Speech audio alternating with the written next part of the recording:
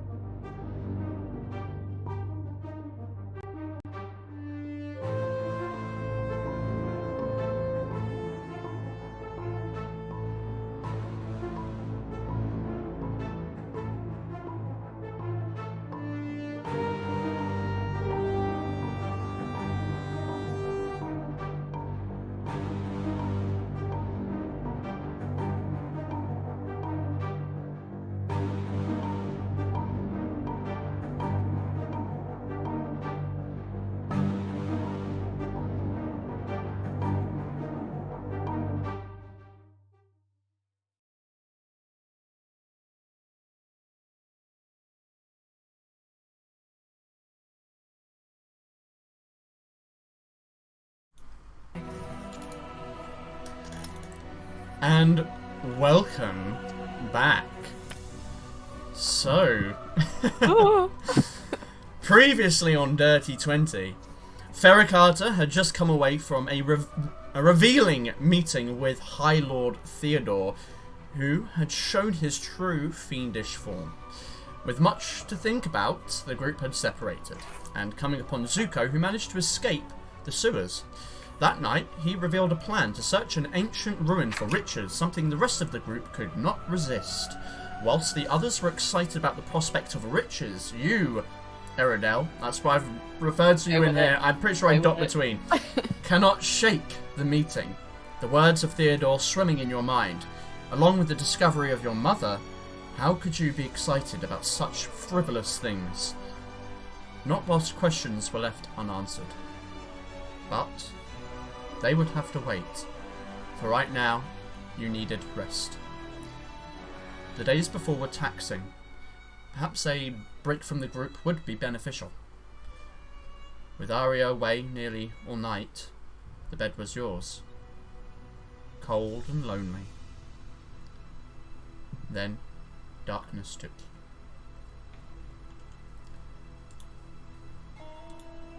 So, Alastrine, or Eredhel, whichever one. As you are sleeping,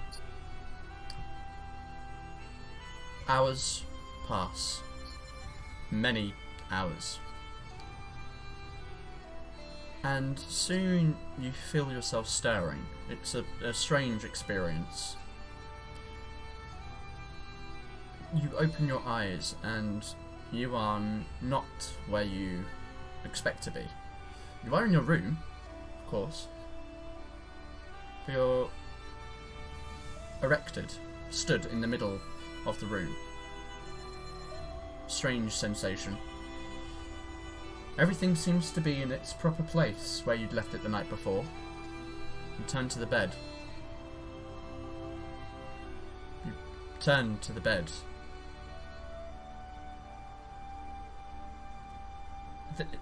There's someone lying in it. From your memory, you don't recall Aria coming back.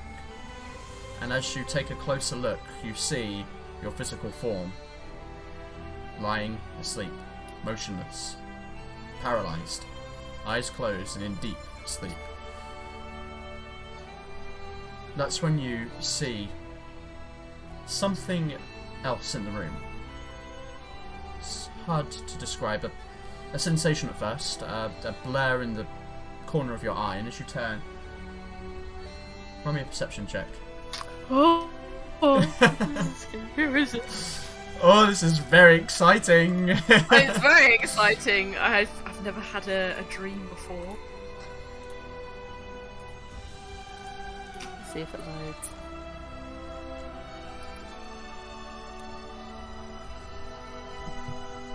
Go all the way down. There we go. There we go. Yeah. Okay. 12. 12. So, you cast your eyes around the room. It's curious, you swear you saw something in the corner of your eye, but there's nothing there. It's just the emptiness of the room. What you do see, though, is as you look down at yourself, you see your shape, your form, but it's almost translucent. Like you're looking through something ethereal, and there's this purplish tint to what makes the shape of you. Still in the clothing that you were wearing when you went to sleep, not armour in your whatever it is that you wear to sleep. That's what you were I wearing. want to say butt ass naked, but I won't.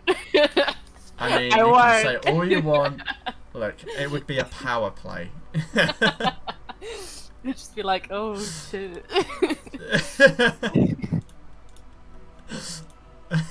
Let's go with it. A 90. I don't know. Okay. So, it doesn't matter exactly what you're wearing. But you are just kind of stood there, and you can see that it is this almost ethereal You've never experienced anything like this before. As you're observing, you hear a voice, perhaps originating from wherever that movement was in the room.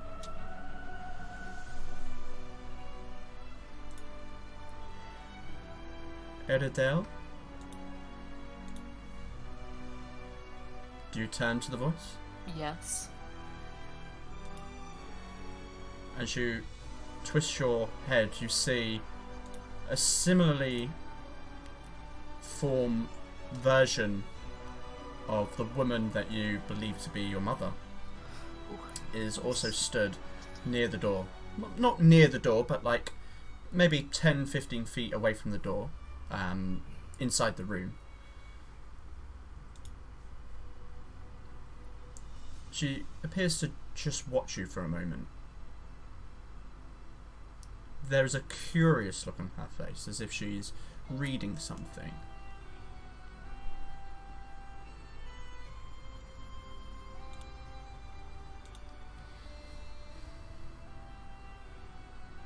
Impressive.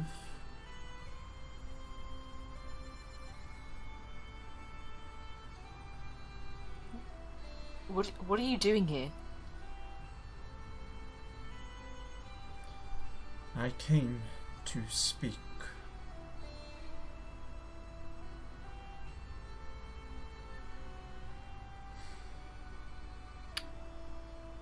All right. What about?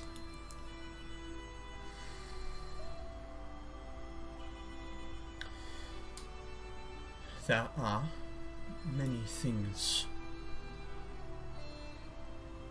that we need to discuss, Eredhel. You could say that.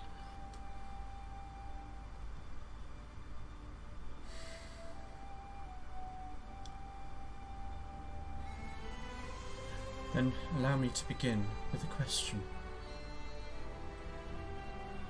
What are you doing in Deep Bay? Has your fiancé not told you? Of course, he's given me words, but I taught you to never give away too much to strangers.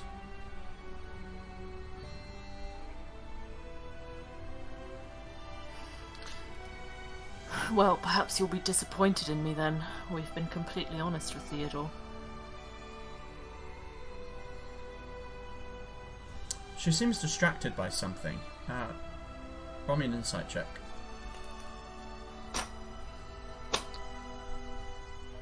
My mouse doesn't want to go to my laptop. Can he? There we go. Oh, now the mouse doesn't want to work. Oh no! It's just everything is technical difficulties, isn't it? That is a juicy roll. I'll take that first one. I'll take the first one for you, because that's lovely. A 27. Oh. I realise we don't have the rolls up. Alright, yeah. Alright, cool. 27. Okay. Okay. From that read, I would say you probably gauge that she's picked up on something. You're not sure what. But she's picked up on something, and her interest in your answer has dispersed. She's found something else that she's interested in. And the way that she looks, it's almost like she's not quite listening to you. But I would also say with that insight, you do feel this sensation. It's, again, hard to describe, but imagine someone's cold fingers like massaging the recesses of your brain.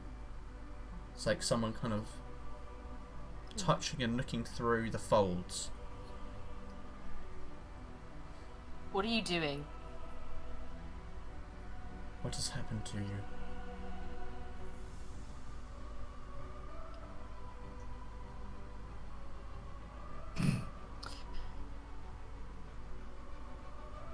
In all honesty, I don't remember who you are. I am aware. Where are the memories?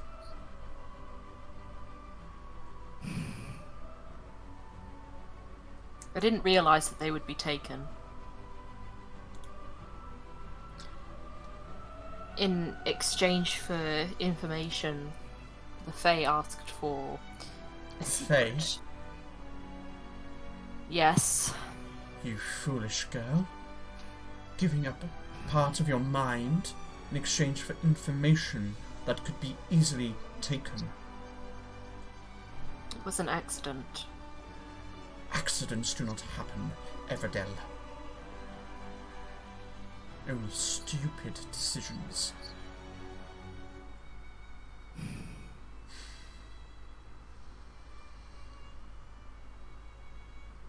Ensure that these memories are returned to you. It is intriguing that despite their absence, your abilities still remain. Very intriguing. Why would that matter? As I said, we have much to talk about.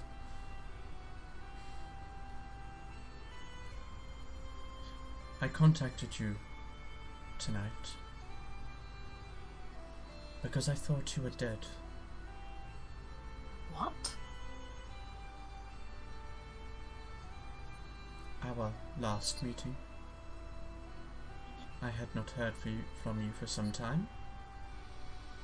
I presumed you had fallen.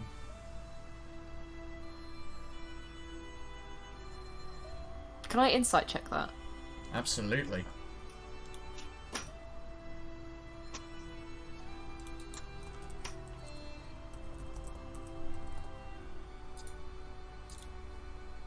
Oof. 10. As she was talking about these memories, there's a moment where you're distracted and you're almost searching your own mind to see if you can remember even just a fragment about what had happened. And in that moment, you turn back to her, and if she had any reaction, you don't pick up on it. She's very poker face.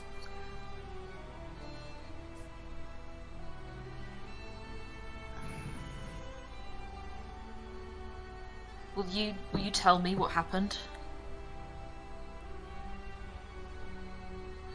When? When did we last see each other?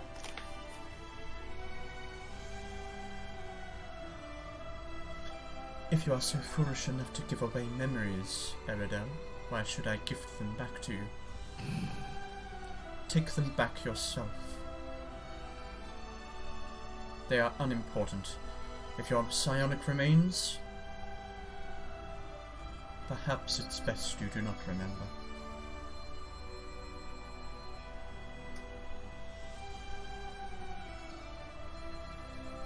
Right, if that's what's important to you.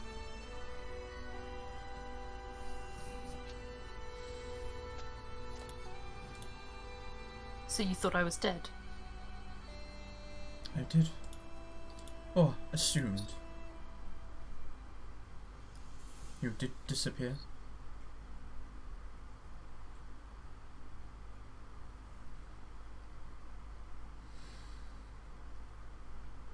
Why didn't you look for me? Because you are not a child, Eredhel. You're capable of looking after yourself. Besides, I had other matters to attend to that required my focus. Like becoming the new ruler of Deep Bay.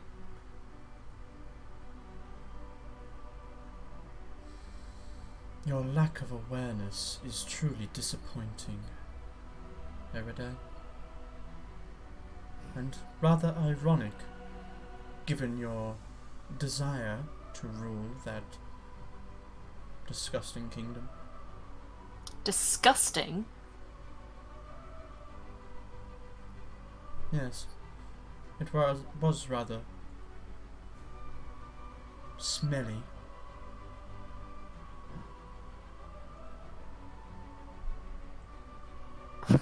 How can you say that?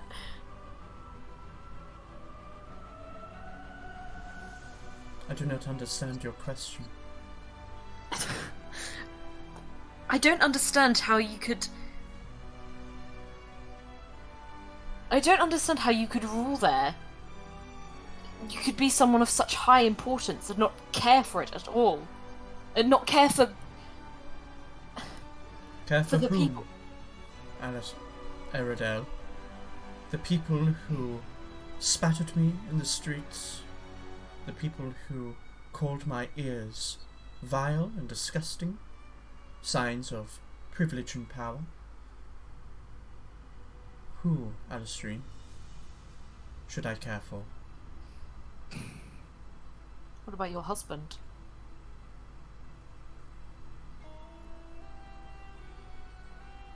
He was a strong man, worthy of me. But he is not here, Eredhel. He is gone. Why worry about the past? The future is what matters.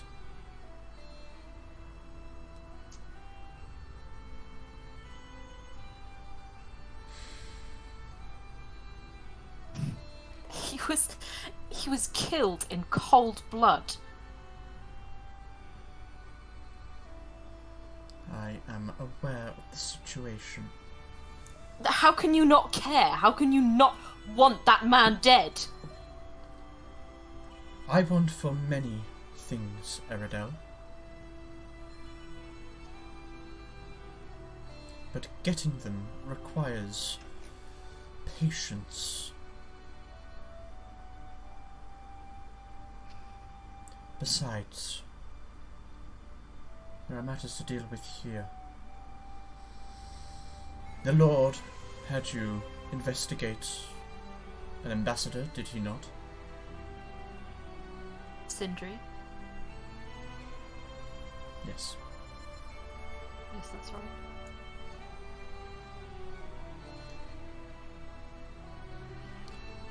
Well, he represents a greater threat. A threat that I need to talk to you about with urgency, now that I know that you are alive.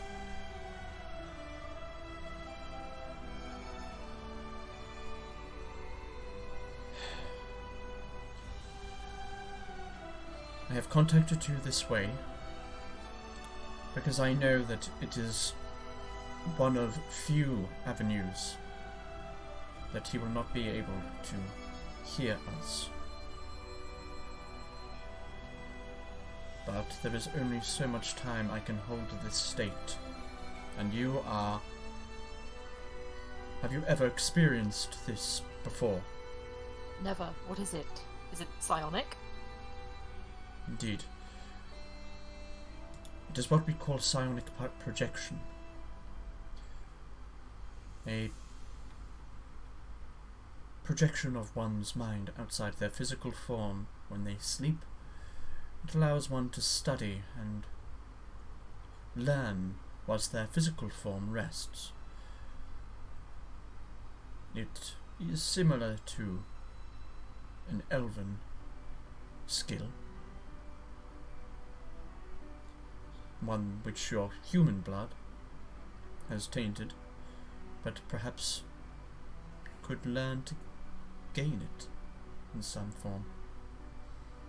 If you train with this ability, of course. Yes, I'd like that. You're not quite as skilled as I was expecting you to be.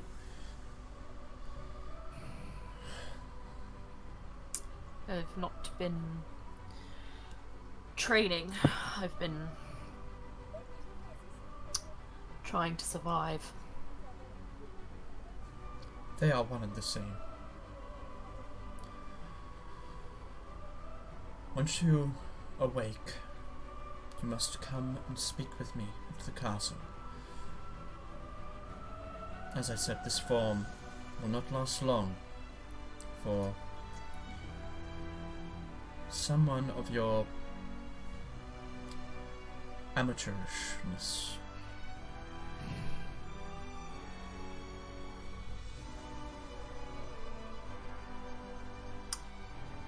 Well, I'm looking forward to seeing you then.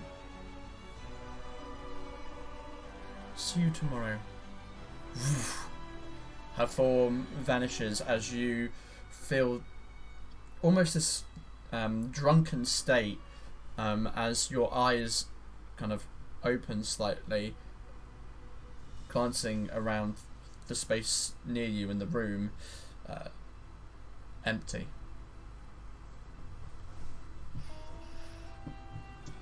She's gonna produce one of her psionic daggers and she's gonna throw it in the direction where her mother was standing.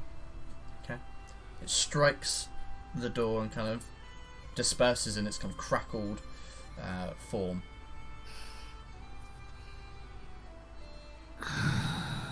What time is it? You are unaware, but it is.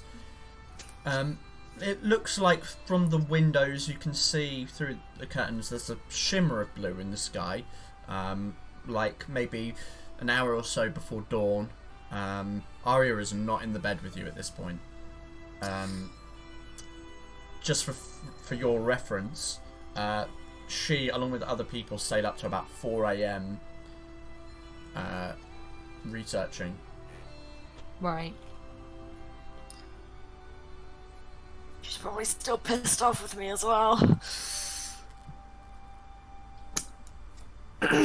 Trying to think. So,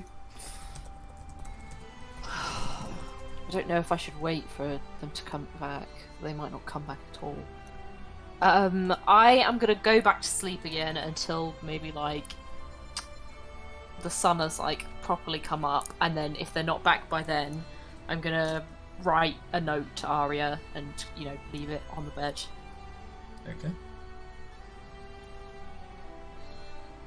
So, you close your eyes again and slip back into sleep. Your eyes open what must be several hours later. The sun is up. And Aria is now in the bed next to you, fast asleep. As you awake, what do you wish to do? I'm gonna lean over and I'm gonna poke her awake. You poke at her, but she is in a deep sleep. She's like, she must have got back and crashed. Yeah.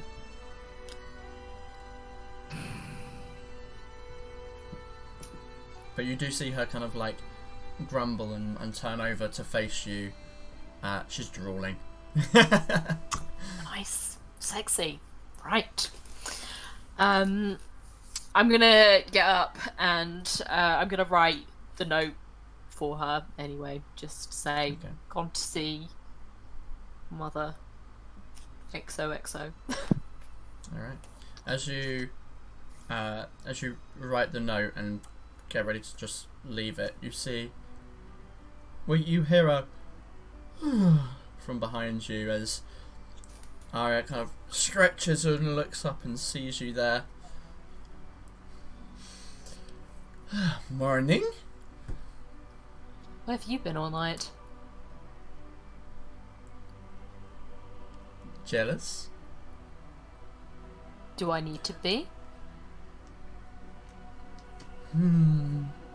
Perhaps. Aria.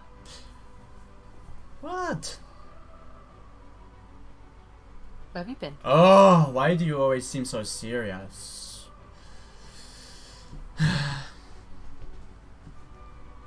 Where are you going?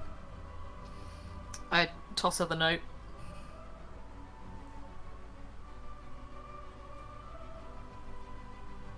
Don't look at me like that. See mummy? Hilarious. Really quite funny. You want me to come with you? No. I can kill her if she pisses you off. Trust me, Aria, if I can't kill her, neither can you. I'm pretty cool. You are. I learnt of a new psionic ability last night. Really? What is it? While you were away partying and having sex with God knows who, I was... I'm offended. I was speaking to my mother through psionic projection. Whoa. Well, it is pretty cool. Not something that I've ever heard of before, but then again, she has an endless bank of psionic abilities that I have no idea what she could be hiding.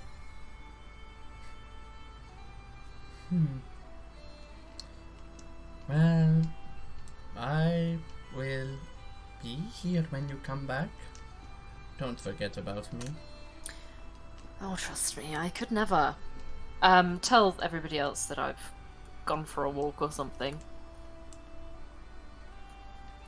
Okay. Well, you see, we're going to do something pretty cool today. Apparently there's something going on, and that Zuko guy, apparently he climbed out of the sewers. Was he covered in shit when he came out? I don't know, I wasn't there. Oh, But I shame. imagine he probably was. I would have liked to have seen that. So would I. Where are you going? To go kill a dragon, probably? Excuse me? I don't know, it's going to be down there, do I? Or whatever it is that we're going. I don't find out until like an hour from now. You have an interesting sense of humour, Arya. I am going to go. Alright. Bye! Have a lovely day killing things. She just like falls back onto the bed with her hand on her head. Yes, Elle, we have retconned that scene. I love it. You did Arya very well. I think Elle would be proud. Elle's in the chat right now. Is she? Oh, babes. Yeah, Love you. originally I was gonna message her and be like, this scene is probably gonna happen. Can you jump on just for it? And then I realised I will have to change all the overlays if she comes on. So, Sorry, Elle. so yeah. What an Love absolute it. babe. Love you long time, baby. Anyway, I'm gonna leave. Okay. So let's drag you over there onto that map. Okay, so you're heading out of the tavern now. Yeah. Okay. Yeah, we can do that. Yeah, sure. Not too Sure. big. Sure. I don't know what's going on. I'm needing to actually stall for time when I click on different windows. Okay, so you leave the room and head downstairs towards the tap room of the Wayfinder's Rest, with some early morning drinkers in there, mostly people eating a hearty breakfast before their shifts and work. The rest of the group is not up yet, as far as you can see. But with that, you head on out of the tavern. And are you indeed travelling towards the castle? I am indeed. Okay. So,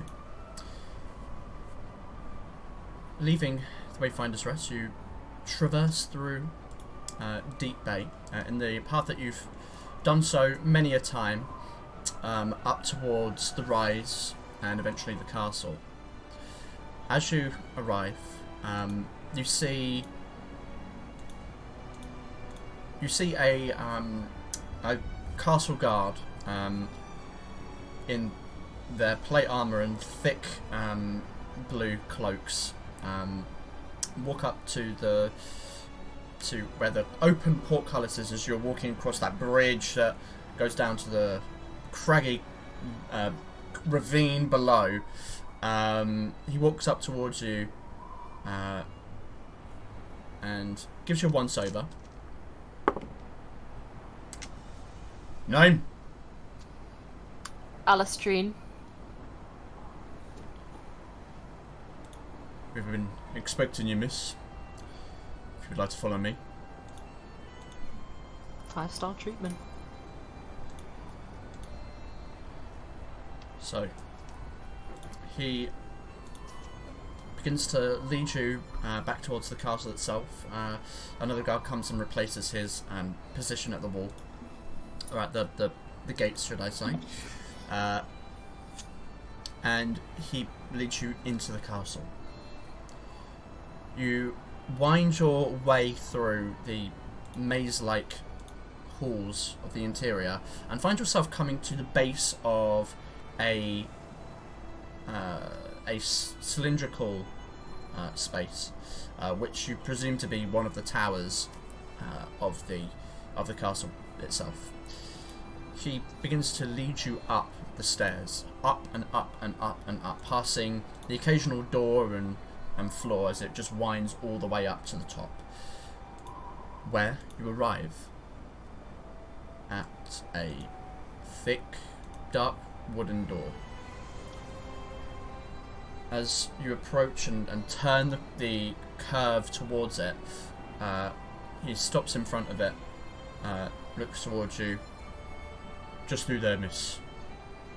Thank you. Gives you a nod and walks back down, disappearing. Gonna knock. Okay.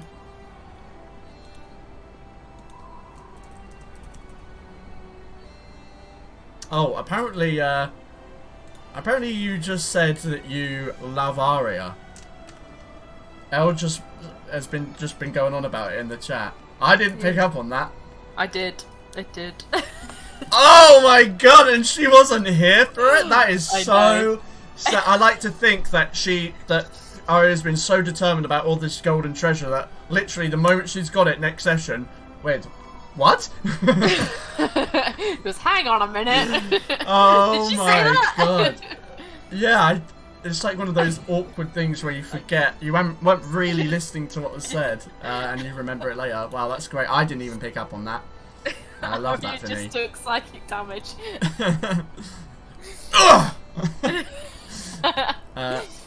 So you knock at the door. There is a moment of quiet before you hear. Who is it? It's Eredhel. Enter. We go in. Okay. You push on the door, which opens with ease as you step into the highest room on this tower. As you look around, it's an eloquent design with clearly no expense spared. It's circular, and as far as you can tell, it takes up much of the top level of this tower. On all of the walls surrounding, you can see beautiful glass doors that lead onto a crenellated balcony surrounding the outside. And hanging by each window are these violet-coloured silk drapes. The furnishings are exquisite, befitting of a lady of her station. From the long vanity table filled with colourful bottles and makeup to the wide, tall wardrobes. A fireplace even. Rouge, sofa and thick bearskin rug reside on one side of the room, along with glass cabinets filled to the brim with alcohol. A four-poster manganese, that's the word I'm looking for, coloured bed is obscured by partitions and other silk curtains, creating a private area that you can just about see in one area of the room. Obviously not corner, there are no corners, it's circular. And in the middle of the room, where the voice comes from, you see a large hexagonal marble bath, kind of built almost into the ground a little bit. It has a lip that comes up about 3 foot off the ground. As you step in, you can see Belinda fully naked, just lying in the bath, soap and water in its interior covering her. But she's not the only one in this room. In fact, you see what appears to be a young maid holding a towel stood to her right. She doesn't seem to acknowledge your your entrance. Good morning. There's a moment. How are you saying that? Are you saying that just normal? Just Okay. a bit surprised. Alright.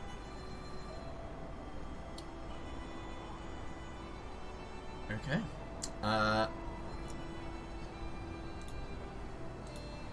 As you say that, you hear in your mind as she. What's your passive insight again? Passive insight. I've got it. Oh, it must be. It'll be 18. It'll be 18. 18, yeah. It's 10 plus.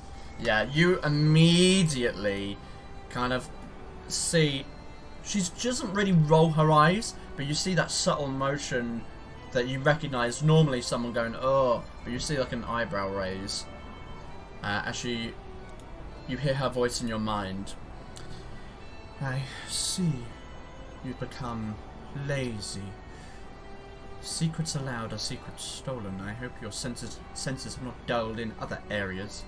I did not raise you to be so reckless. Just thought it was polite to say good morning.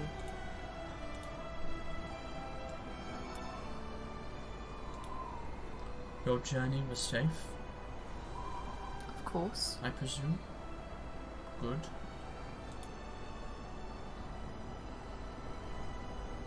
Were you followed? Not to my knowledge.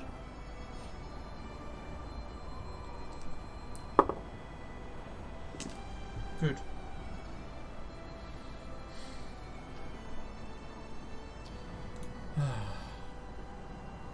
The water is so lovely. She raises her hand and just pours it out, and you see kind of that elven, almost silver sheen skin is, reflecting light and almost glistening with the dampness of her skin.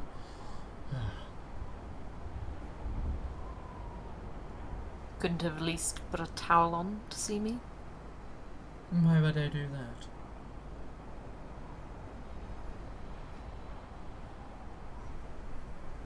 I don't know. I did not want to have my bath interrupted.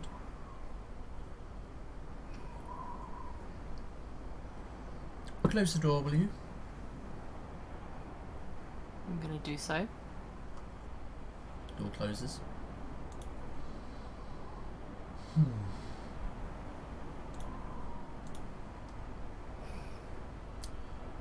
I was informed that you had met with my fiancée last night. That's right. And your thoughts? On who you've chosen as a partner?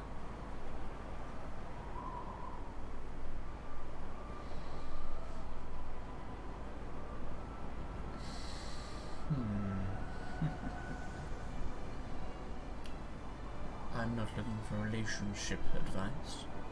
What do you think I mean?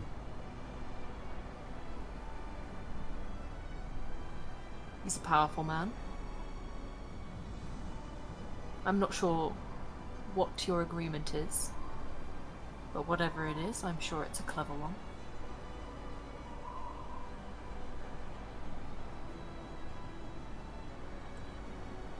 I will be straight with you. Do you have any intentions of betraying him or revealing sensitive information? Me, myself? Absolutely none. And your group? I cannot speak for them. That They isn't are- a reassuring phrase. To be frank with you, they are...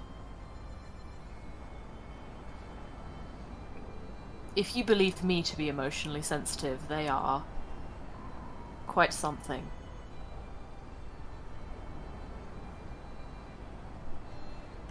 Dangerous people to associate yourself with, Alastrine.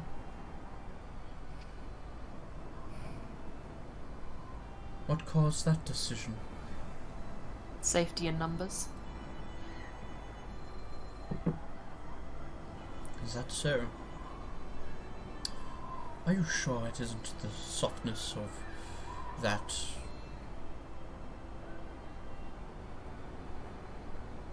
changeling's skin?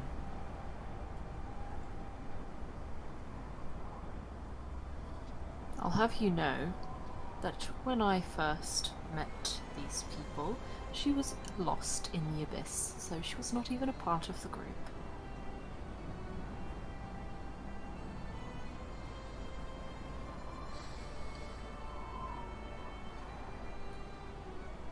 Survival to begin with, perhaps. But seduction does have its merits. Speaking from Do not personal fall. experience?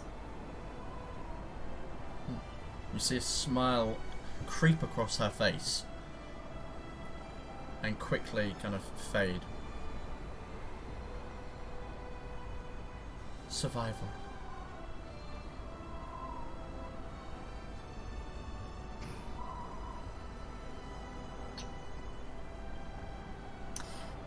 You know, I realised something when I had my memories taken.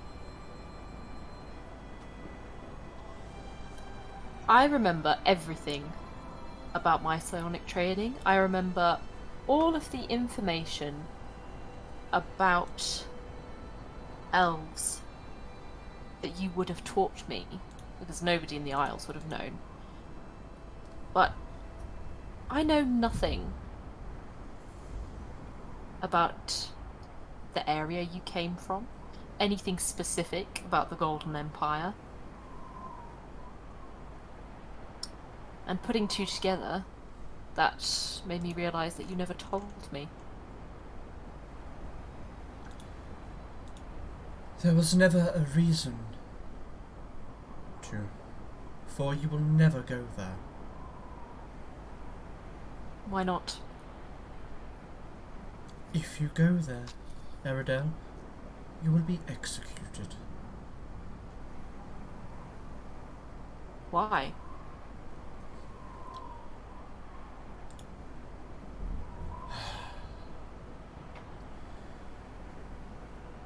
It is simple.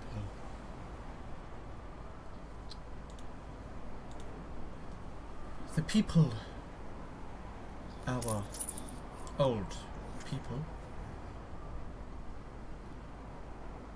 see our skills as twisted forms of matter manipulation originating from the far realm, a place of horrors and disturbing aberrations beyond the current cosmos. The High Elves there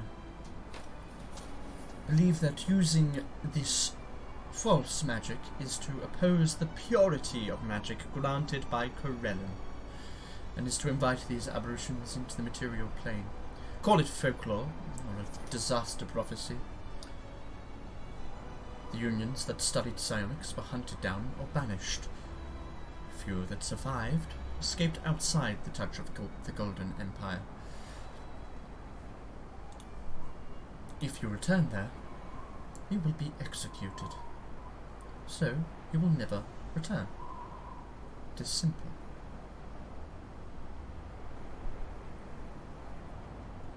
But I've never been to the Golden Empire.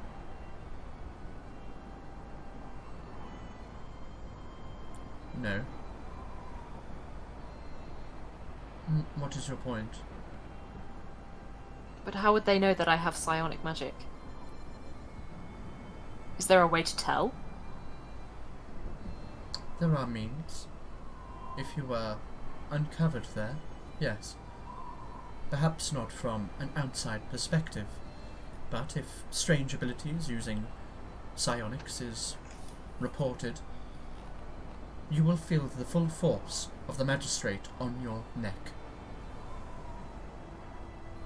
Let's see. That would explain why Sindri reacted the way he did.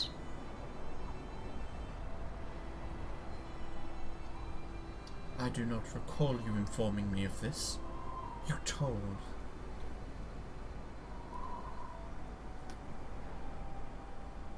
I didn't tell him.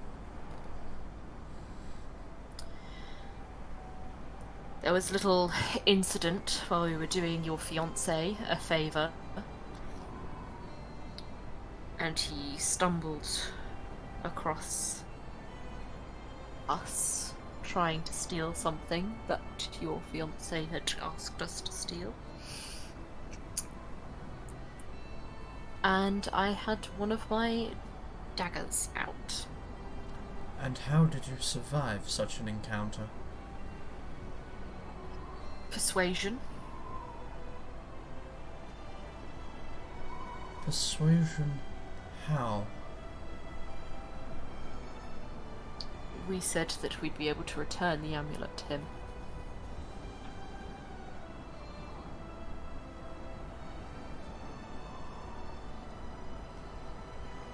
You told Sindri that you could return the amulet you had given to the Lord to him.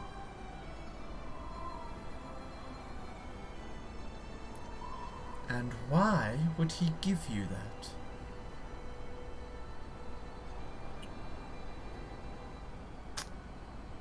What are you not telling me?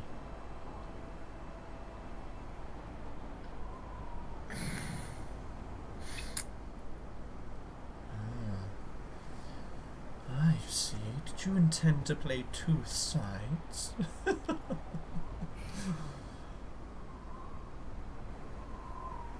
Very foolish.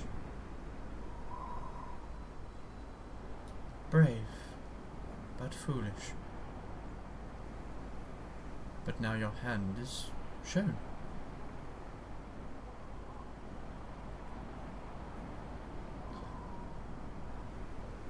This makes things even more desperate. What are you talking about? You keep saying something about the Golden Empire. What's wrong?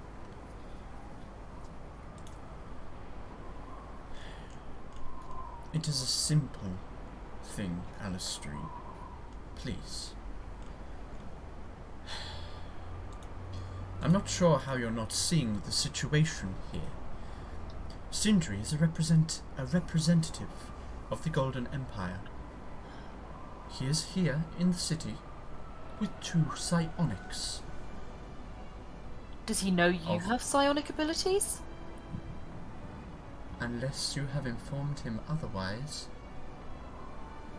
I do not believe so. Then no. But he knows that you do, correct? Yes. Then it is only a matter of time before that is traced back to me.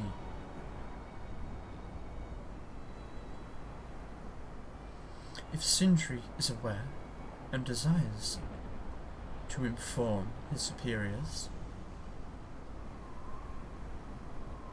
we and this city will have more to deal with than what you have suggested to the Lord.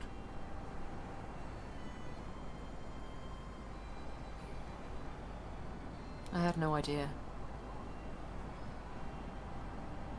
The magistrate may consider the city tainted.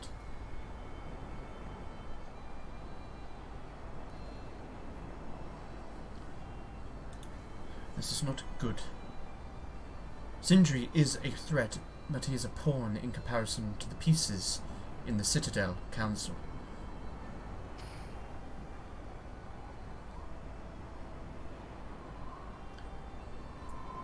Could we kill him? Sindri's death would bring far too many questions, especially if your involvement were uncovered. Kidnap? And what would you do with him? Keep him locked up. Force him to write letters. Forever? You are aware how long we live, Alastrine. Sindri is a pure blood. He will live for thousands of years.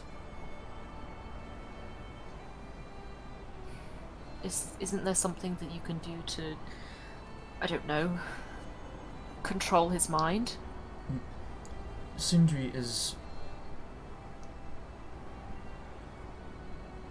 perhaps. But it would require me to reveal myself. And there is no telling how defended his mind is. He may be disgraced, but he is no fool, and certainly not weak. Is that why he's here? He's disgraced. One of the benefits of residing in this fine city is the trade with the East. Yes.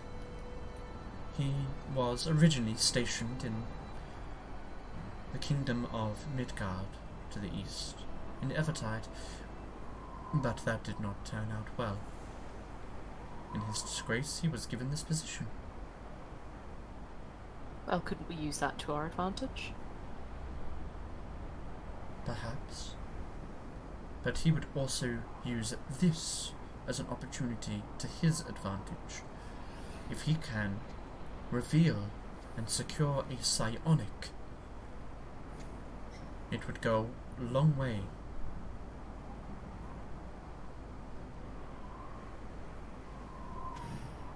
At this point, you see, in a slightly agitated state, she stands up, fully naked. Nice. Thanks, Um, thanks, Mum! and- Thanks, Mum! with like no like care. Clearly there aren't the same taboos, and she steps out as the maid takes the towel and like wraps it around her, and Belinda walks over to the fireplace and sits on one of the seats as the servant goes and takes a platinum brush and comes over and begins to brush her hair.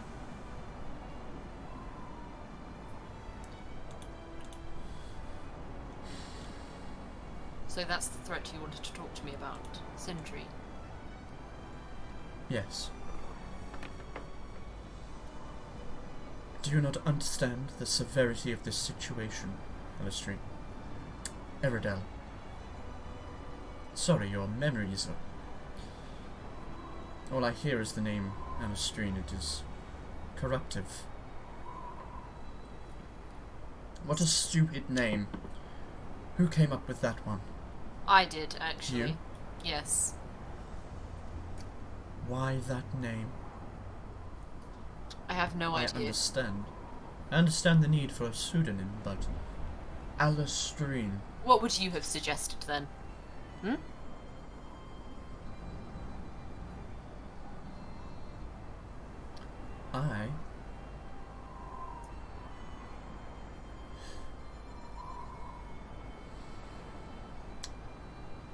I would have killed someone and taken their place and absorbed their memories. And someone not by the name of Alastrine. You know full well that I'm not capable of doing that. Then learn.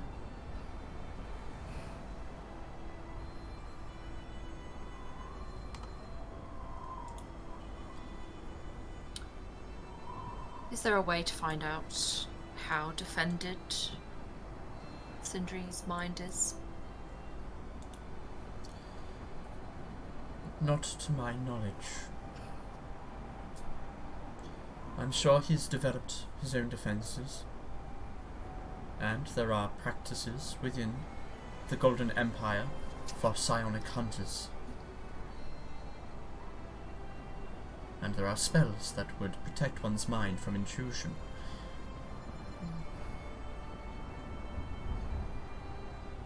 All of which make it a little difficult.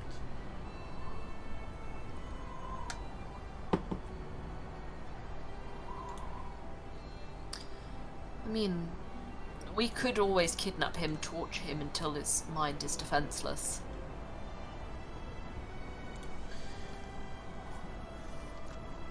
That is a possibility. But he is incredibly powerful. You would need to not see it coming. And he does possess history with the School of Divination, which would make that rather difficult.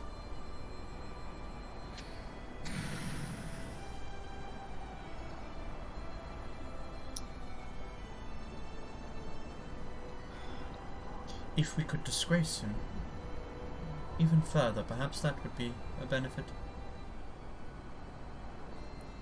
How was he disgraced in Midgard? What happened? Given that the entire kingdom was, for all intents and purposes, destroyed, there are no known survivors, except for Sindri, who disappeared. From what I'm aware, he left his post when things got too hot. That's simple enough to recreate. What do you have in mind? Well, if we distract him for long enough, create a spot of trouble in the city, perhaps he will be disgraced again. Not to the point where Deep Bay is destroyed, of course. Do you have any specifics? Well, quite recently we dealt with a very young vampire. The source had to have come from somewhere in the city. If we can unearth it, bring it to life while distracting Sindri, perhaps a few innocents may die. But Sindri will be disgraced. As could the Lord. It's true. Perhaps we could come up with a plan so that he saved the city?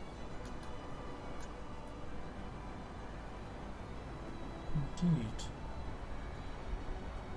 Send out a group of mercenaries, such as yourselves,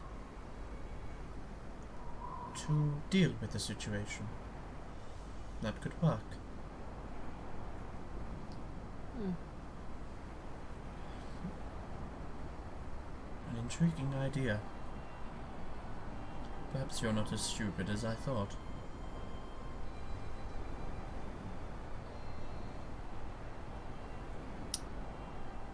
She kind of shoos the servant away, who stops and puts the brush back on the desk and just waits nearby.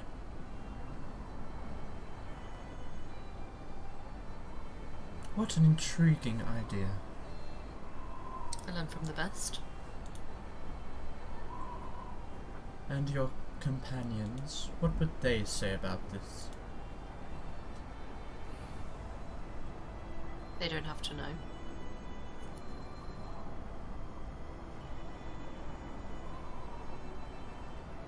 I'm sure many, if not all, would disagree with it. That makes them an obstacle. You will have to kill them if you need. What? Remember, your survival requires Sindri to be gone.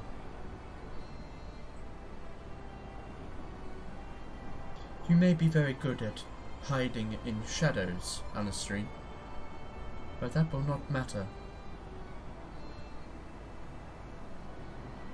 You are slowly joining a much larger game.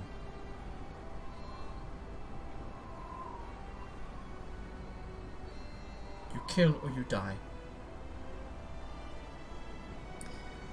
There is a Daxton in the group. If I was to kill him, it could mean much worse. There's a That Ravenwood too. does. That complicates matters. I am merely reminding you that you will have to do what is necessary to survive, even if that means killing your servants. And she kind of gives a very casual glance to the woman who is stood near the desk.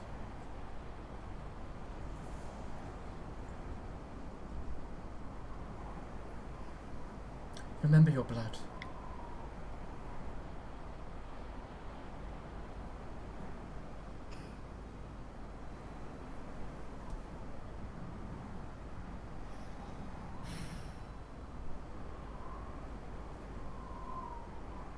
Why are you so hesitant?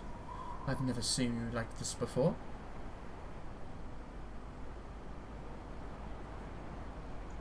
Do you care for them? No. Roll me a deception check right now. Eh. Lying. I do Yeah. lie. Loki want to give you disadvantage because you literally just told Aria you love her. Actually, do you know what? I'm going to split disadvantage. Split disadvantage. No. Okay. Please. Please no. Oh, yeah, there's no way. As you say that, her eyes widen and she kind of like leans in almost, and her eyes pierce yours. I always say Alastrine. Fuck. Eredhel. Friendship is weakness. It will bring you nothing but suffering. Remove that taint while you still can.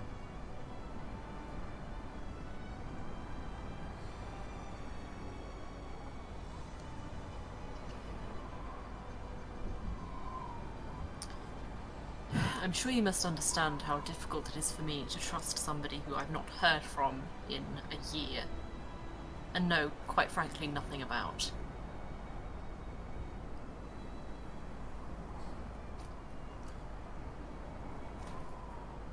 You hold too much resentment, Eredhel. Are you angry that I left you? Is that it?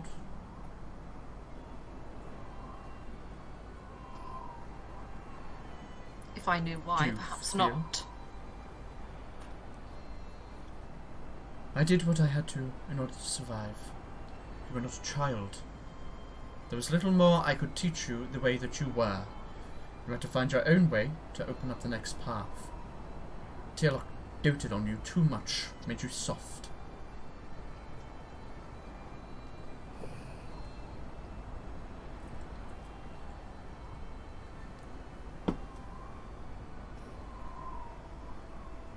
You do not have to like me, Eredhel. But whether you like it or not, we are connected.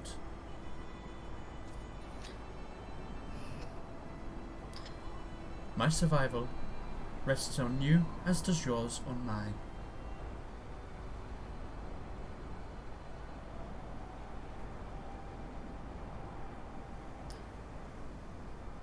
I have a question. It better be good. Is everybody with psionic abilities trained the same way that I was? In our union, yes. What union? Our group within the Golden Empire. So there's The more. one that the founders laid out.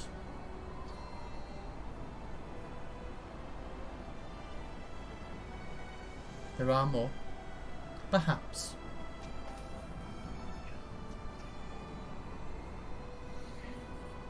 As for other individuals capable of psionic connection, I cannot tell you for sure. The ways of the far realm are strange, and I'm sure there are beings that would grant such abilities, or connections with certain events that would instill such powers. But your skills and mine are hereditary, to a degree.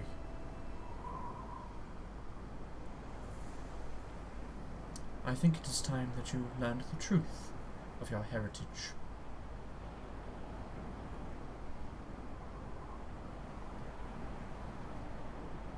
But first, your training continues. Make me an intelligence saving throw. Oh no, she's gonna fuck me up! She gonna fuck up! Oh, she gonna fuck me up! Fucking hell, chat is lit tonight. Oh no! My god, I can't keep up with this fucking chat. It's great. Okay, what is it? What we got? A 12. What's the number? A 12. A 12. Yeah. A 12. Okay. So what happens is, okay. So you are you're stood there having followed Belinda over, and suddenly there is like this sensation in your mind of almost as if someone was grabbing your brain and just crushing it. It is like the worst migraine you've ever experienced. Maybe not ever, given the history. And suddenly you feel like you lose your balance. You can't control when you walk, where you stand. Suddenly all function loses you. Your eyes roll into the back of your head as you feel your legs give out and you collapse on the ground, your head poof, hitting the stone floor with a thud as you suddenly are unconscious. Oh, Your eyes open. Oh no! Oh no! Ah! What is she doing? Oh shit, what's she doing? Okay. Your eyes open to a blisteringly cold scene. As you glance about, feeling the immediate freezing touch of snow, you look up to see yourself lying on the slopes of mountains. A snowstorm is battering your skin with ice and freezing water, and it is biting cold. The shivering persists as you look down to see yourself in linen clothes, no match for these frigid temperatures. You look around and see that there is just fog everywhere. The distance is almost completely obscured, and pine trees erupt from the ground and cast shadows in the white beyond. You're beginning to freeze. What do you do? I am going to start building a snow shelter, so I'm going to start piling snow to block in the direction of the wind to block it out and kind of hide behind it, like piling snow. Okay, roll me a survival check with advantage. Okay.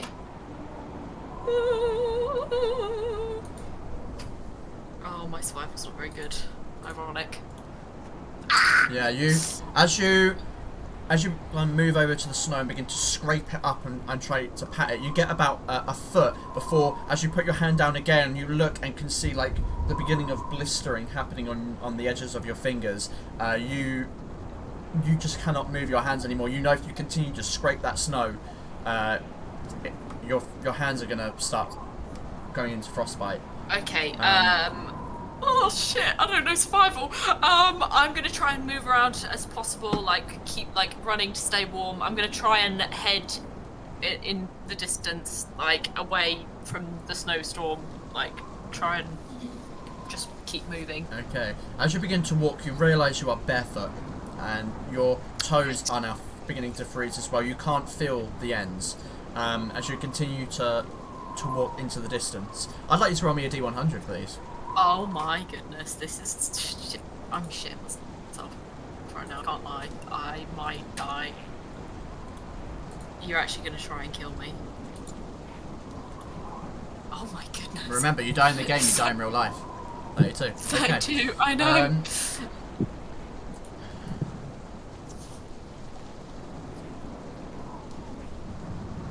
Okay. So you continue off into the distance, and you're not sure exactly how far away. Roll me a perception check, actually. We'll see. We'll see if you recognise how far it is. Okay, yeah, you listen out. You hear in the distance. Oh shit! The howl of a wolf. But you are not sure how far away it is. The snowstorm is just battering you in the head. It's disorientating. You're not even sure what direction it came from. And as you hear that howl and kind of turn, you look around and fuck. What way did I just come from? You look down to check the tracks. Covered over. Right. Okay. I am. You say I'm wearing linen clothes. Am I wearing? You are wearing only linen clothes. So am I wearing like a shirt and trousers? Yeah. Okay, cool. I'm gonna rip the shirt and I'm gonna tie it around my feet so I have a little bit of protection around my feet. Okay. Nice. And I'm gonna produce my psionic daggers. And I'm gonna carry on walking. Okay. The psionic dagger is in your hand. I need you to roll me a Constitution save. Yeah. Also. To see if you can hold on to it. Yeah. Okay. I'm actually going to say that's enough at this point. So you manage to hold on to the dagger. You see it flicker at one point, but you try to concentrate your mind on the dagger as it's kind of beginning to flicker. You begin to hear something around you. Roll me another perception check. Come on, please be good this time. There might be quite a few checks here, by the way, just so people know. Yeah, it's alright. Okay, 27. You hear something. You recognise it to be a quadrupedal creature is running directly towards you from that direction, and it's close. It is really, really close. Okay. It will be on you in like 10 seconds. What do you want to do? Okay, What's I'm your reaction to gonna this? turn to it, throw the dagger at it, and then produce another one. Okay. Roll me an attack roll with disadvantage because you're throwing it into the fog. Okay. Okay. That will still hit. So you throw it and you hear a roll me damage. Come on. Okay. You hear the sound of this creature, which you expect to be a wolf, kind of hit the ground, and you see it kind of slide into vision just in the fog. Okay, cool. That probably means that there's more coming. I'm going to head over to the direction of the wolf. I'm going to produce another 2 psychic daggers. Okay. Yeah. So which direction are you going? Are you going The towards direction that the or- wolf... Towards the wolf, Okay. expecting that there's more kind of being ready. Alright, you walk over towards the wolf, and you see a familiar looking dog that you bought in Ravenwood. Fuck. Roll me, what would this be? Roll me an intelligence saving throw. Oh my god. What the fuck? I'm taking psychic damage from this. You see it, and like your heart begins to kind of swell with like with emotion, but you manage to focus your mind away from it. That it's not important right now. I need to survive. I can't be worrying about like fucking dogs. I got to survive. Where are you going? This is fucking savage, but she'd do it. I'm gonna skin the dog for warmth. Okay, roll me another survival check with advantage. This is fucking... It's not real. It's not real. It's not real. It's not real. It's not real. It's fine. Okay. It's not real. You take the time to lean down and begin to skin the creature. I'm not even going to try and do this on Twitch. you skin it. You can find you're able to collect a little bit of meat and a very small hide. And there is a warmth to its body that you feel relax the coldness in your fingers as you go to work. But now they're covered in liquid, and as you pull away, they are beginning to get colder even quicker. I'm gonna wipe it on the mat of the fur. Okay. Wipe it on. Cool. What do? You're now beginning to really freeze. Okay. I'm gonna start trying to run in the direction that the dog came. I'm gonna wrap the hide around me and then start running. You run. You run and run and run. No idea where you're going. You slide down a bit of a mountain as you continue to. I want you to run me one more survival check, real quick, just to see how. Well, I'll inform you. Okay.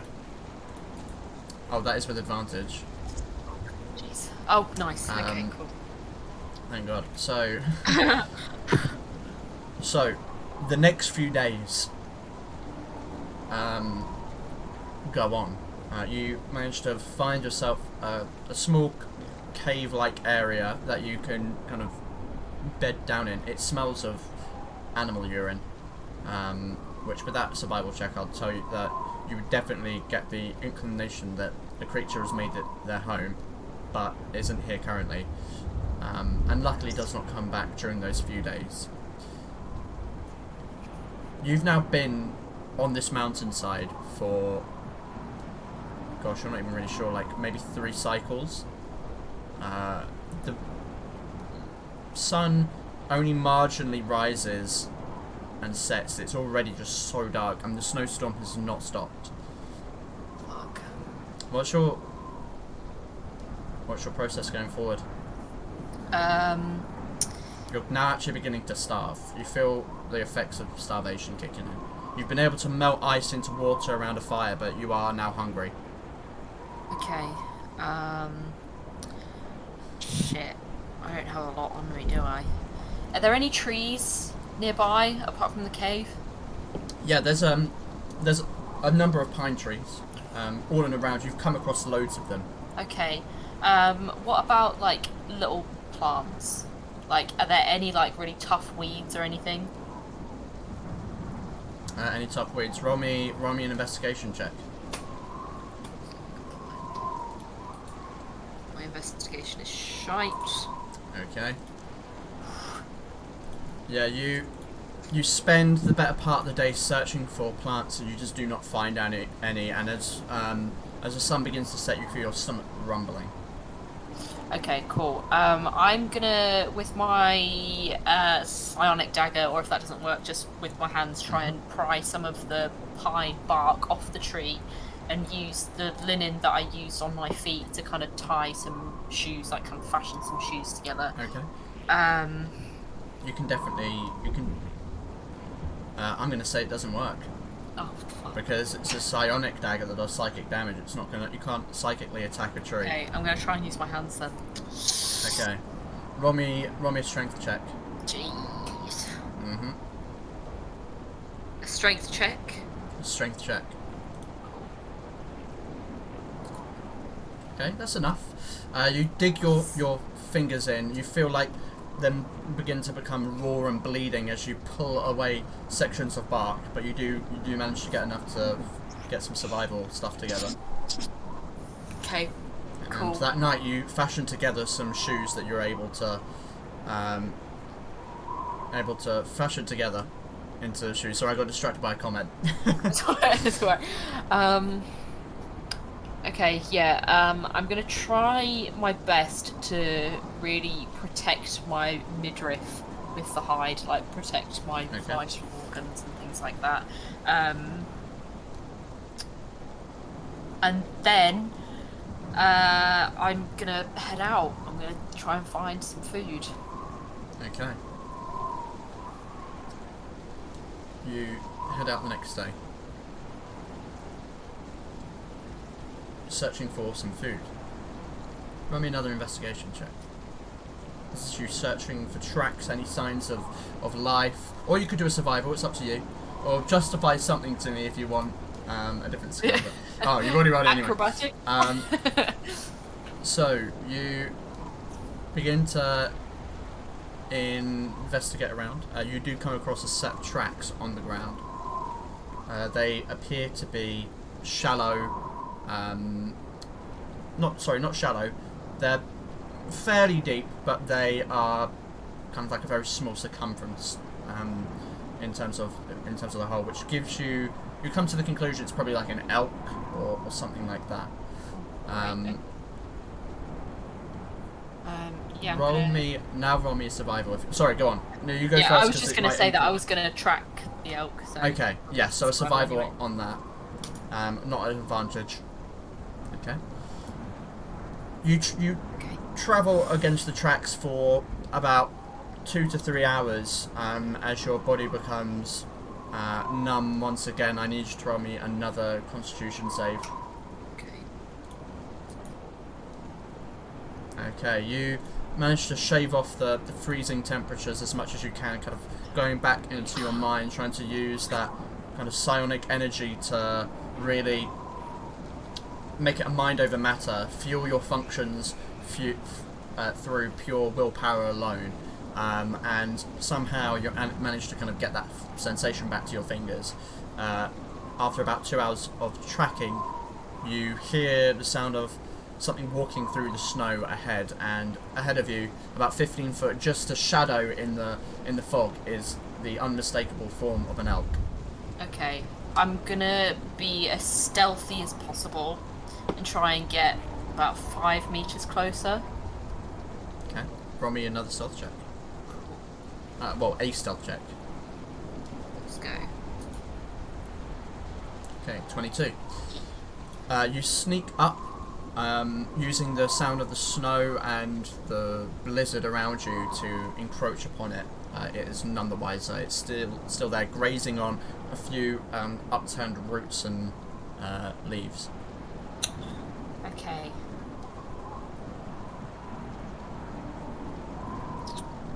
I'm gonna try. I don't know.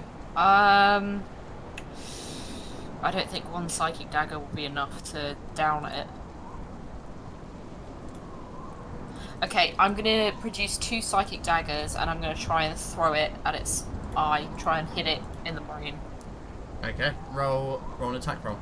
Disadvantage. No, it's not a disadvantage. It's not a disadvantage. For you are very close. Okay, ooh, thank God we'll take that first one, eh? Yeah.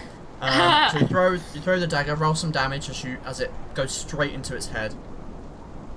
Nice. With a lands onto the ground. It stops moving instantly. It is dead. Okay, brilliant. I am gonna get to work and skin it, get some meat out, try and carry as much as possible back to the cave. Okay. I want you to roll me a survival check once again. Yep. Not at advantage. Okay. Good. 22. So you Fucking hell. drag the elk back and skin it and get the meat, and another few days pass, and you manage to survive, going out only when you need to, hunkering down in the cave itself. About 4 days after you had arrived at this cave, after the time of surviving here,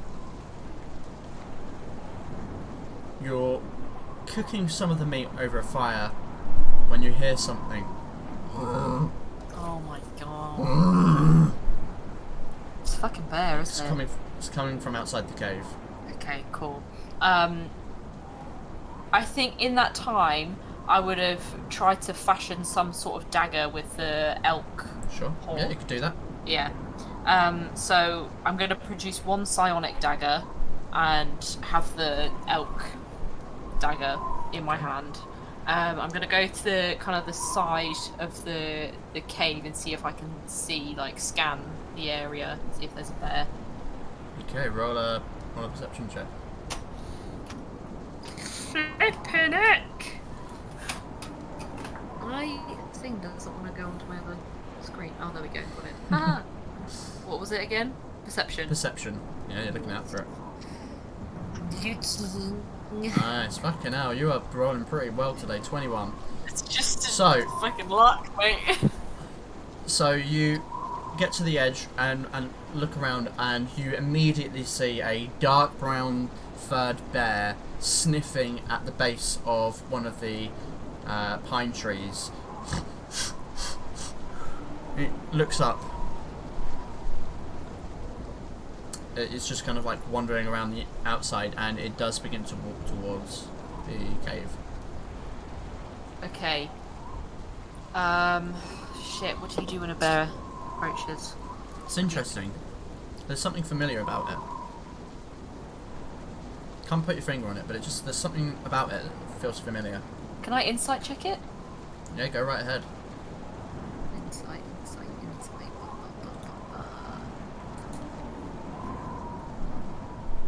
20. Okay. As you're looking at the bear, its familiarity eventually comes to your mind as you search your memories. It looks almost identical to the bear that had attacked you in the woods all those years ago, that your father had stepped in to defend you against. But it is coming right towards you. It's got a big old gash across its eye and down its jaw. Okay. I'm gonna like yell at it basically, see if I can like scare it off. Basically, be like, Roll me an intimidation check. intimidation.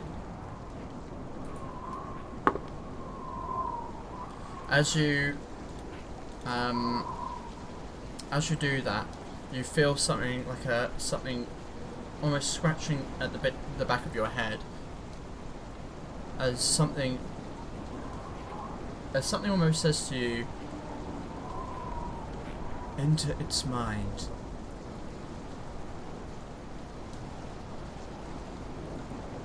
Okay, I'm gonna try. Use your skill.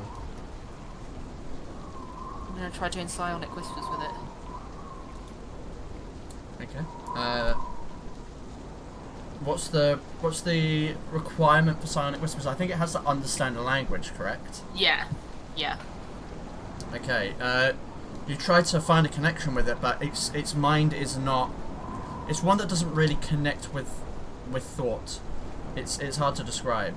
Your psionic whispers relies on that understanding of language in order to communicate ideas. Right.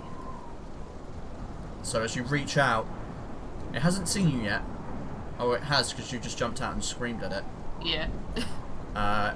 It does not seem fazed by you, as it almost kind of rears up, and it just kind of waves its hands around as it stands up on its hind legs, looking down at you, almost in an attempt to intimidate you.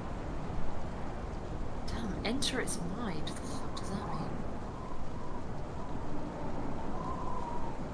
What do you want to do? It's just towering above you now.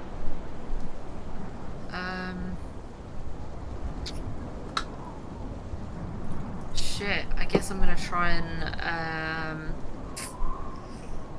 Oh, could I try using psychic teleportation to teleport behind it and give myself sneak attack? Would that work? You could certainly try. Okay, So you cool. have to... it's probably in close enough range that you could probably throw a dagger and do it, yeah? Yeah, so the way that psychic teleportation works is that you throw a dagger to, wherever you're throwing it to, and then you teleport to that space, and then... I think it's... is it not... You throw it to a position, but it can be anywhere between that length, right? It doesn't have... So if you throw it and it's like, you roll a 5, it could be 25 foot, right? Number of feet equal to 10 times the number rolled, so I'll have to use one of my psionic dice. So energy dice, that's a d8. Let's see, d8. So you roll a d8 and then it's 10 times the amount that you can travel, basically. Okay. Nice. Cool. So 10 foot. That's what I've got to play with. Okay, that's enough. Yeah. Yeah, you're in fairly close proximity to it now as it's kind of come up to you. As you stand out to try and roar at it, it's come up towards you. So you... Poof. What's your teleportation like? So kind of like, you know, in Harry Potter where they what's it called, apparate, and they kind of just like fizz up. It's like that, but like kind of like fizzy purple, basically. Okay. Just like you disappear and appear right behind it. What are you doing? Okay, I'm gonna try and stab it with the elk dagger sneakily. Okay. Basically. Roll me an attack roll, which you have advantage on. You crit. Alright, so it's a d4 for the damage and then sneak attack. Nice. Someone tells me it probably is a dead boy, but okay, 19 sneak. So a d4 for yes, damage. you crit. D4 for the damage, so that's 4. Oh my god. Oh, do you know, I'm not gonna even try and do the math on this because it's a waste of time because it is fucking dead. You get behind. What do you do to kill it? I'm gonna jump and stab it in the head, right through the skull. I'll kind of like clamber up onto its back and stab it. Okay, you clamber up to the back and begin to stab it in the back of the head. Eventually, just boom, crashes down. This cave is yours now. Brilliant. Okay, let's take those teeth and turn them into something sharp. Yes. I'm going to use those claws as well. I'm going to use the hide for more clothes. Alright. Yeah. I'm going to fucking roll me shit out a of that final survival check. Cool. I will survive. I will survive. Amazing. You have conquered your survivability in the wilds by this point. Another 2 weeks go by, and you are able to not only survive but thrive. And at some point, the wilds effectively become what you will it. And as you fall asleep, well clothed, warm, belly full of food, you open your eyes to darkness once again. The mountain is gone. Your vision fades. And at first, it's a weird sensation because you have effectively lived this life for the better part of 3-4 weeks now, and suddenly you're being snapped out of it.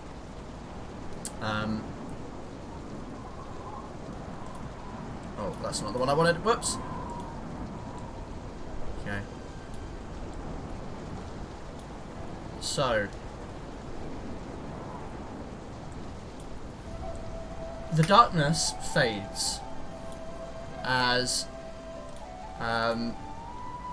your vision returns to you. This time, however, you are a different. You're almost a different person, and as you look at yourself, you seem smaller, much smaller, or at least it feels like it. You are in clothes that feel and smell familiar. You remember the significance of these memories, but you're not sure why until you see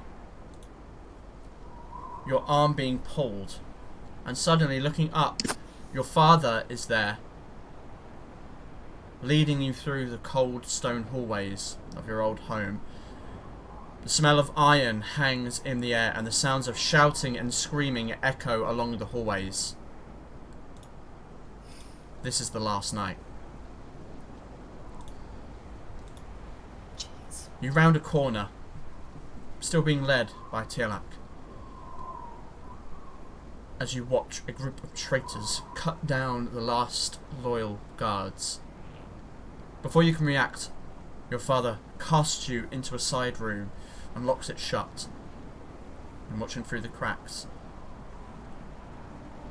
you see as he charges forward and cuts down 2 before a blade pierces straight through his chest, followed by another and another and another.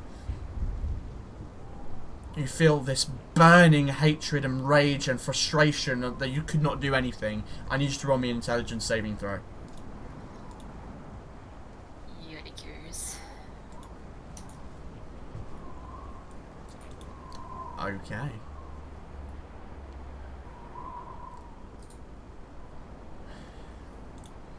You see the scene, you step back. This is a memory. As much as you want to murder everyone right this second, you have to calm yourself first. You need to think, be logical about this. Breathe. Inhale. And try to focus your mind. Not to dismiss the feelings, but to focus them.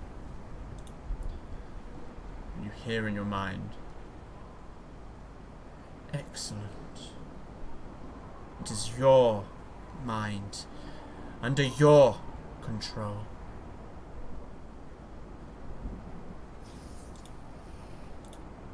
Your vision darkens and suddenly you are your young self again. Inside the same chamber as before, you're being led down the hallway once again. What do you do? It's almost on repeat.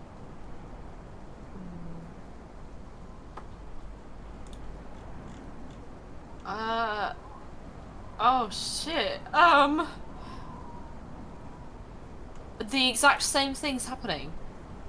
As far as you can tell, you're now being led down the corridor, down the hallway, by your father. I'm gonna pull away and say, wait.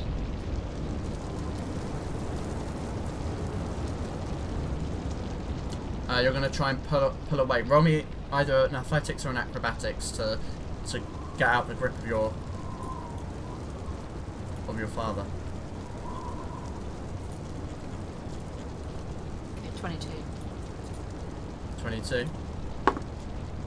Oh yeah. As he's pulling you along, your arm slips from between his hands as he looks down at you. Eredhel, come! We have to go now! Not that way, there's something there. There is no other way. Come on! I'll cut down anyone who stand in our way. You won't make it, please don't go that way. Listen to me! We need to go now. You won't make it, please listen to me. Listen to me! And he's going to try and grab you. Roll me another athletics or acrobatics as he tries to grab at you.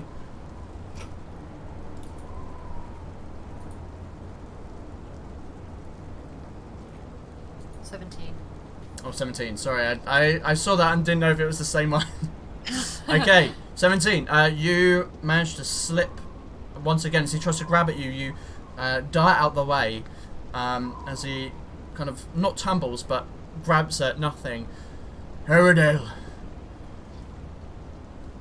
As he goes to say something else, you see coming around the corner the same traitors as he like pushes you behind and pulls out his own blade.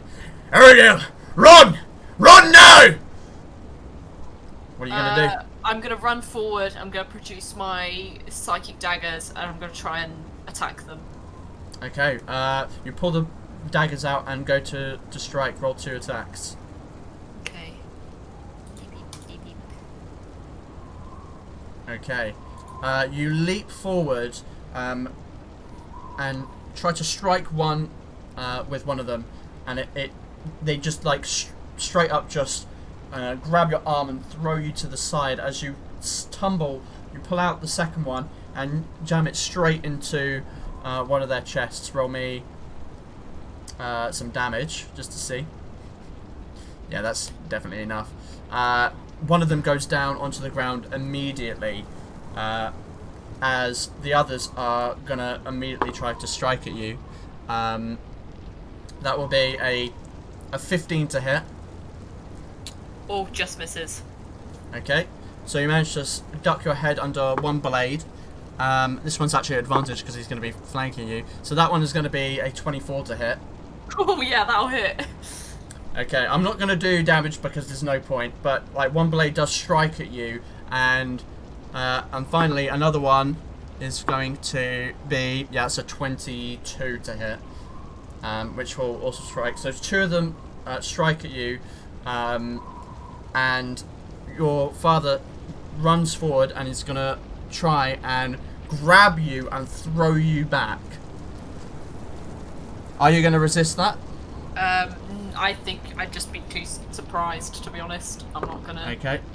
Yeah. Well, in which case then he's gonna get you for an 18. He grabs you and throws you behind, and as he does, the 4 blades pierce through his chest, one less, as he falls back onto his knees. Roll me another intelligence saving throw. Oh my god. I don't know how many of these I can do before I fucking... Your eyes go 6.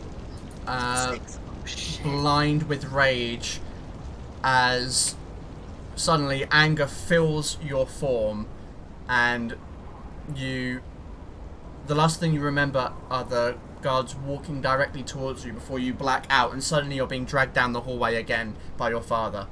Oh my god. Oh my gosh. What are you gonna do? Jesus. Okay, same thing as last time. I'm gonna say, wait, stop, listen to me. They're gonna come around that corner. We need to be ready. Okay, so you say that to him as he looks around at you. Eredhel, how do you know that?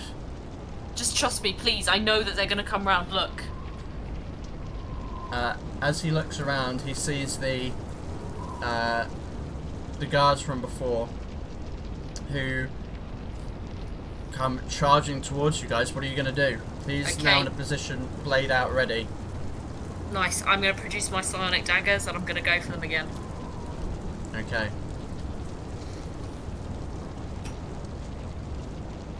I'm going to Roll fucking your win this. attacks. I'll fucking do it. I'm going to fucking do it. Imagine if they both miss. Rip. Okay, so an 18, that will hit. And a 29, that will hit, yeah. Two of them go down immediately as your father runs up. Misses with one. Wow. Holy shit, misses with 2. As he strikes twice down the hallway. The other 3 guards are putting up a fight. They're gonna strike. What's that number? Yep. Okay, that's an 18. That's gonna hit. Oh, that's definitely gonna hit. And a 22. And finally, that one will miss. So 2 of them managed to strike your father, and blade up his chest. Another one straight through his leg, pinning him to the ground as he turns with blood dripping through his beard towards you, Eredhel. Eredhel! Run! As he spits blood at the traitor's face and slumps forward. Fucking hell. I need you to make me an intelligence saving throw. Jesus.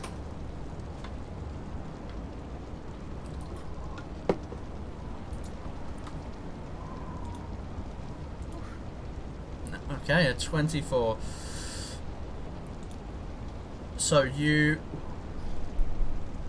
see the remaining 3 guards ahead of you two of them slaying your father in front of you yet again.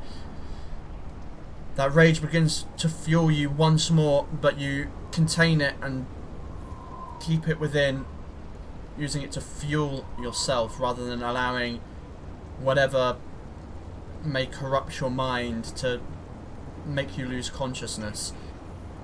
The emotion is under your control. The scene does not reset. What do you want to do? Oh shit.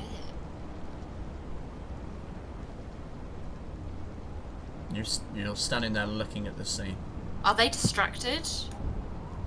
I wouldn't say they're quite distracted. They're now kind of looking towards you as two of them pull the blades out of your father's chest. Okay, shit, well then yeah, I'm gonna fucking kill him. Okay. The psychic daggers again. Alright. Let's go. 19 and 27. Yeah, two of them immediately drop down dead as you throw two of the daggers out that sink straight into their necks. That obviously dissipate, but you watch their eyes bulge and blood drip from their nose and ears as they fall to the ground.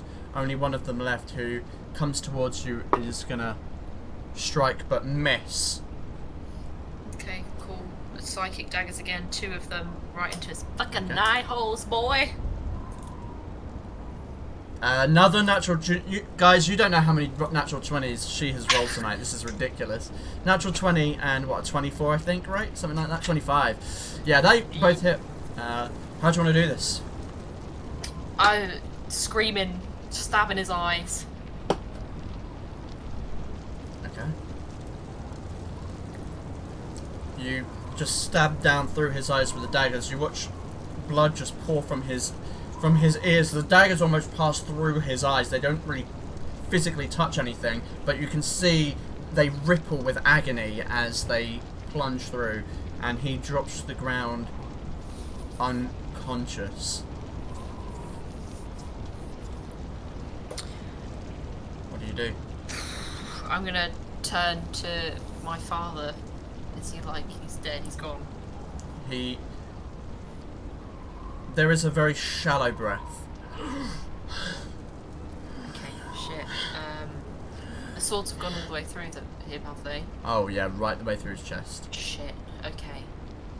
Right. Who did this? Who's responsible for this?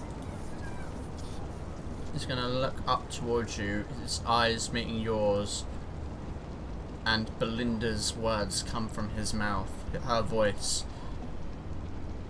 Your mind. Your control. And his head just rocks backward and he slides down onto the ground. And immediately, the vision disappears again. But this time, there isn't a delay. You suddenly feel this biting cold on your back once more. As suddenly you stand atop the highest point of the castle. A blazing blizzard rocking through the sky. At your feet and laid around the top of this crenellated tower are the rest of Ferracata, dead, slain by a man stood in front of you, brandishing a bloody blade. His very, very long braided blonde hair and thick beard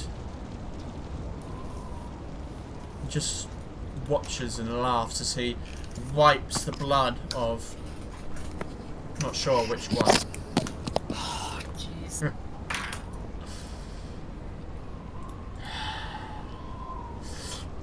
Spits down at the body of Storm.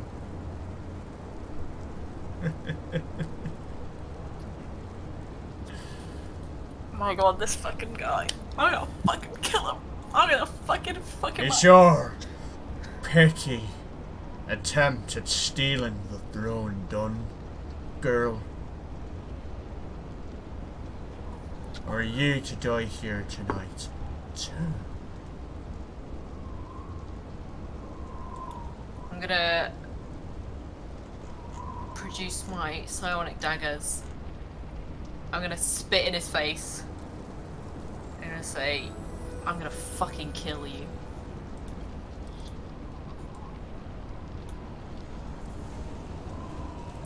Okay. I guess we should roll some initiative. Yep. Ah! Is this Okay. happening? Is this happening? Oh my goodness. It's been so long. Okay. Okay, he got 17. Did I get 15. 15? Oof. Okay, so I need to put that light on because I can't see shit. Okay, so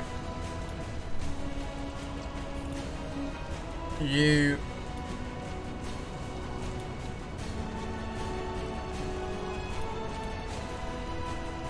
are second. Sorry, it took me a real quick second there to do that. Can you do maths? So for the purpose of this battle, you have been fighting him. You are on 25 hit points. Bruh. Mhm. Okay. You are bloody and bruised, so you might want to just take note of that real quick. Oh, cool. What about him? How's he looking? He's taken some beatings, but he looks alright. Okay. Okay. So he's gonna run forward and he's gonna take some strikes at you. Okay, cool. Uncanny dodge. Okay, that is.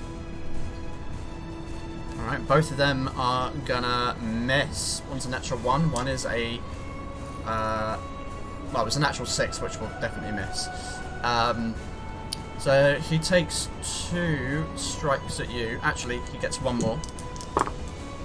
That one might hit. That's a 19. Yeah, that hits.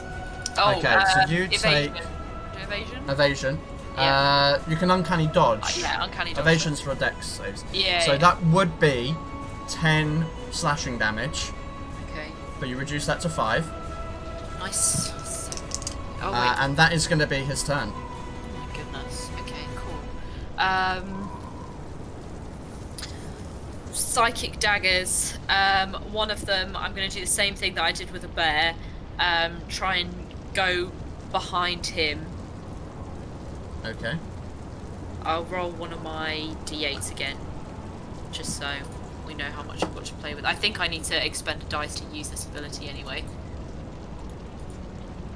Okay, so I can move 70 meters, feet, whatever it is. You can. But I'm gonna go just behind him, see if I can catch him off guard.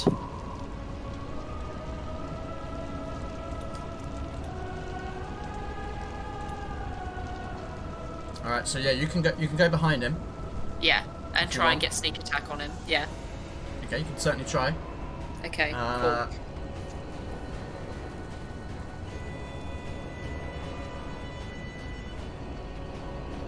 Okay.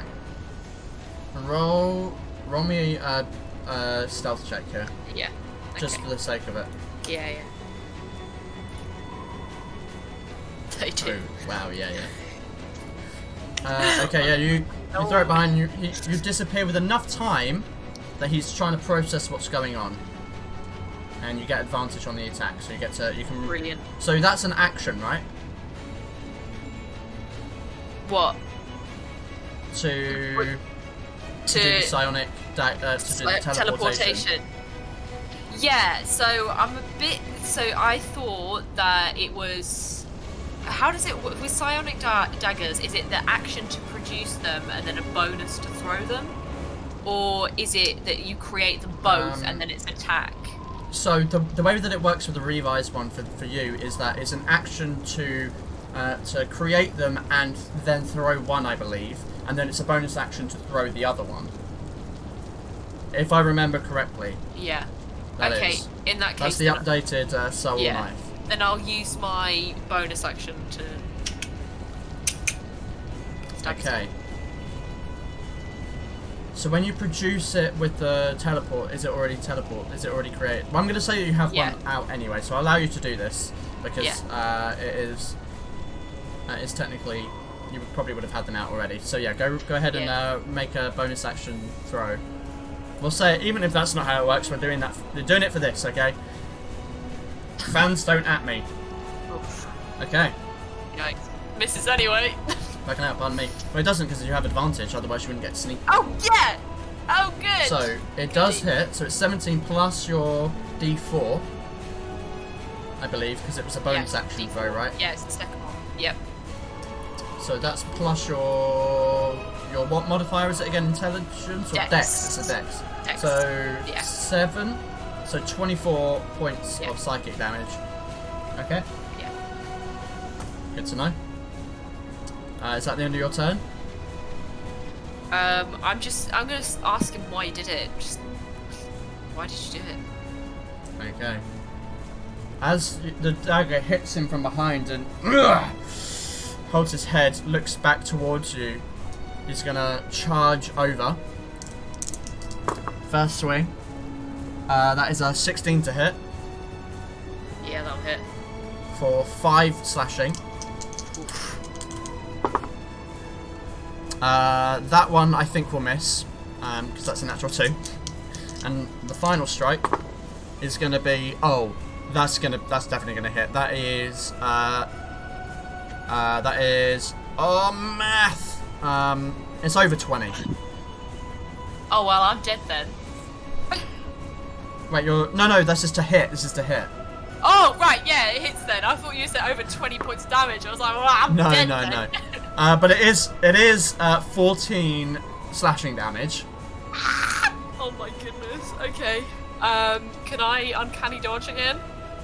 You can. It's back to your because we got your thing back. Okay, cool.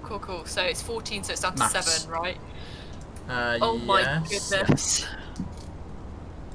Which brings us back to you. Right. Shit. Fuck me. I'm gonna die.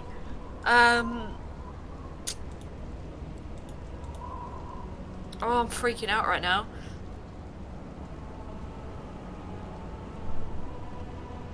Oh shit. So, let me just ask how this works, because I have a healing potion. You do not have one on you. Ah, you little shit. Okay. You check. You must have used it in the battle, because it's not on you. Okay. Right, first time ever using it, I'm gonna use rage. Okay, you rage. Yeah, let's rage. Okay, cool. Rage. I'm gonna rage. I'm gonna rage and use my psychic dagger. Okay, go right ahead. Make some attacks. So, rage. Psychic dagger. Is it right? Rage is an action, isn't it, or a bonus action? It's rage is a bonus action. Right. Okay. Cool. Yeah, that will miss. 11 will miss.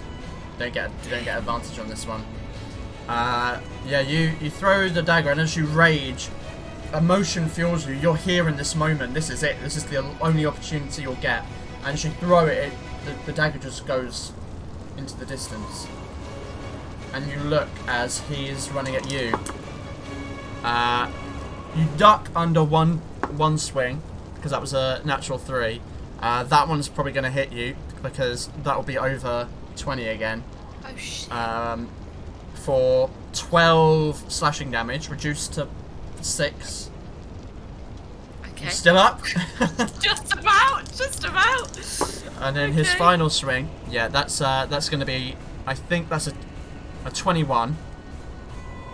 God, the pressure is making me forget my maths. Okay. No, 22. 22. Okay. Yeah, that hit. For 9 slashing damage, Yeah, reduced I'm down. to 4. Yeah, I'm down. Okay. Yeah, as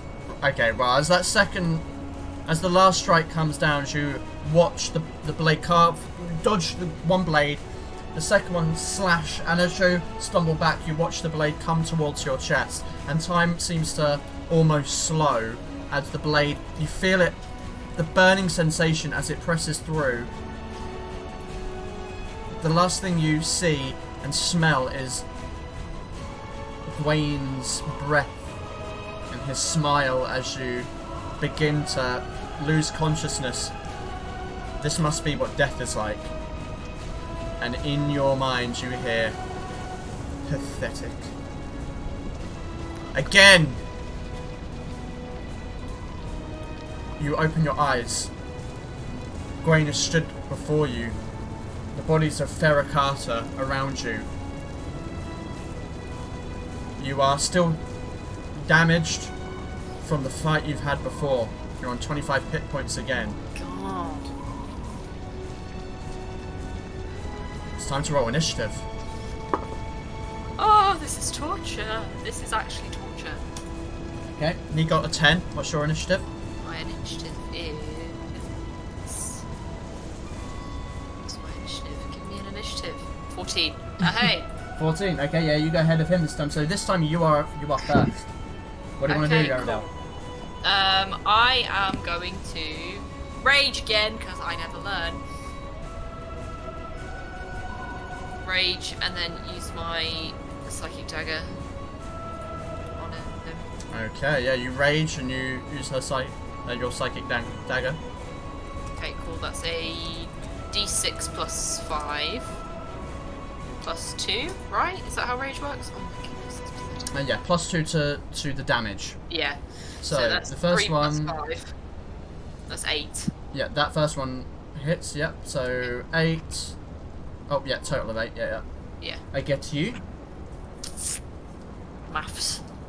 8 damage. Okay, and of course you use your bonus action to rage. Okay, he is going to run over towards you and try to swing. Uh-oh. Is the stream paused? No? I think the Oh stream no, might it have has. paused. Oh no. Yeah, cameras are frozen. Ah.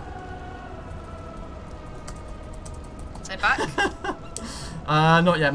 Yours is. Mine isn't. Give me a moment. Chat, as sometimes happens. Let's go to something else. And hello, welcome back. Yeah, I don't know why it does that sometimes. Anyway, yep, he's gonna come over and run an attack. That's gonna be a 13 to hit. That'll miss. Yep, had a feeling. The second strike is gonna be a 16 to hit. Yeah, that'll hit. Okay, that is 6 slashing damage, and the third one is going to be The way that it works 15 with to hit. rage, is it halved and then halved again because of uncanny dodge? So yes, so if you Right. use uncanny dodge, it will halve it again. Yeah.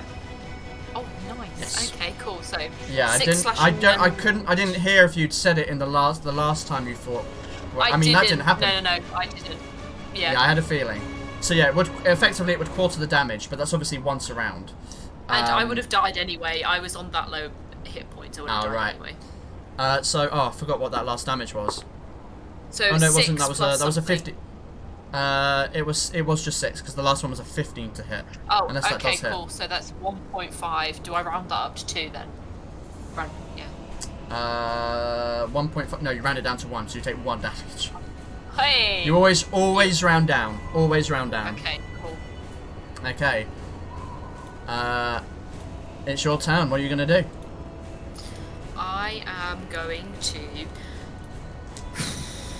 Flippin' egg.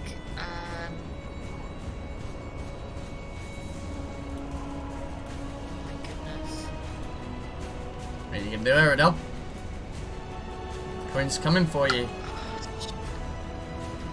Right, I'm gonna use my 2 psychic daggers again. Jeez, I'm Okay. so caught off guard by this. Both of them hit, roll damage. Okay, nice. I am so relaxed. So we're coming up Millhouse. Okay, Okay, so that's 3 plus 5. So that's 10 on the first, and 8 on the second, so that's a total of 18. Okay. Is that the end of your turn? Yes, can't do anything else. Okay. As you strike with the 2 daggers as they hit home, you do see that they are damaging him, but he is looking ferocious. And in the back of your mind, you hear that voice return. Break his mind. Break his soul.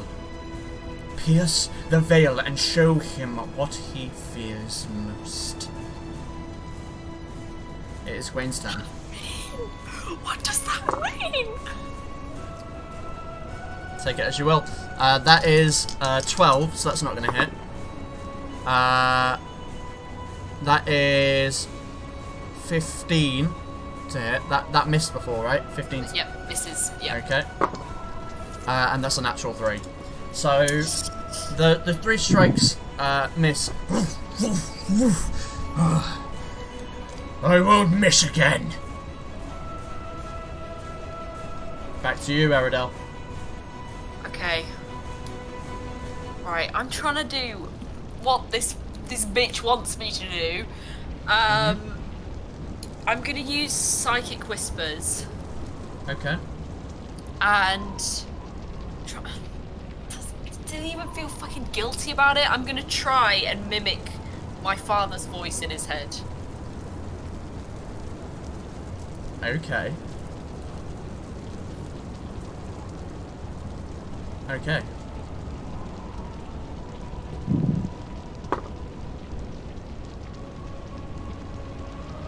As you search into his mind and what are you saying? Do you fear death, Gwen? As you say that, you see Gwen, who has been striking at you, looks over your shoulder. No. No! That's impossible. You're dead! And suddenly you see him and almost mimicking like he has just been struck by a weapon as he takes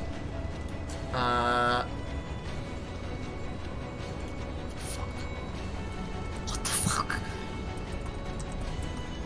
as he takes a certain amount of psychic damage, which is, how much is that? It is only 1d6, but it's still a lot. How in the hell did I just do that? There's a confusion that looks over you. You're not sure exactly what's happening, but he seems to be reacting as if he was just hit by a weapon. It is your turn again.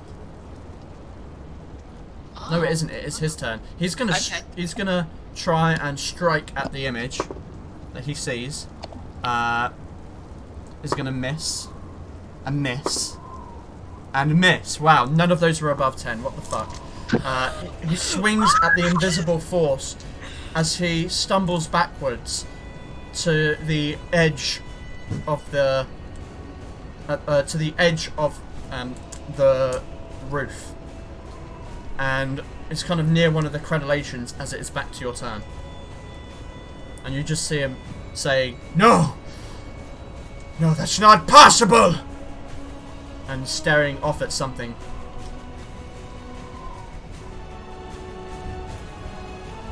Oh my goodness.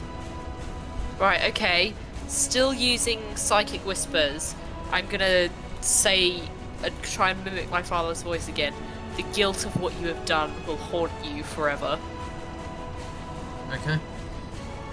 You say that, and suddenly you watch Grain make this movement. No blade has pierced him. As you watch him fall back off of the crenellation and tumble down.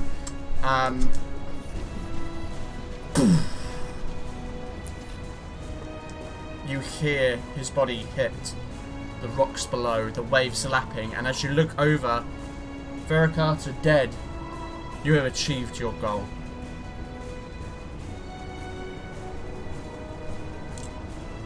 Wayne is dead. What the shit? And as the vision fades, your eyes awaken once again on the floor of Belinda's room. This bitch. I fucking hate this bitch. And as you wake up, you have gained a new ability Hey! called psionic projection, which gives you two things. You gain minor illusion as a cantrip, and once a day you can cast the spell Phantasmal Force, which is what just happened. Oh, yes! Oh, Both of which are psionic. They're cast as if they are psionic, which means they cannot be counterspelled. That's so Which good. is something I only remembered recently. The psionic spells, because they have because they don't have material, somatic, or material. Wait, did I just say that? Verbal, somatic, or material components. They cannot be counterspelled. So sorry, Storm, you wouldn't have been able to counterspell that Mind Flare about nearly a year back. Oh my goodness. I'm happy. But you with are that. now on the floor of the room. It is an ability, and I will send it to you after the game because I don't want to have to try and fiddle around with it. Thank you. I've been blessed by the gods. You have. Okay. Wow. Shit. Is Belinda there? Belinda is sat by the fire, drinking a glass of wine. She takes a sip and looks back towards you. Ah. You finished. You're out for quite some time. How long? About a day. A day? Yes. I didn't want to confuse you, so I left you as you were. You can see she's wearing clothes now.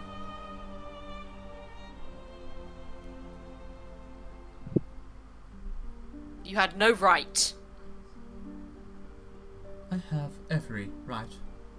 Eredhel? How are you to learn if you do not train? I sense something awakening within you. A gift, if you will.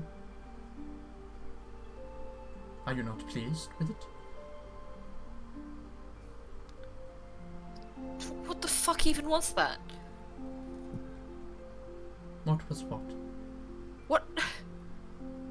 What happened with...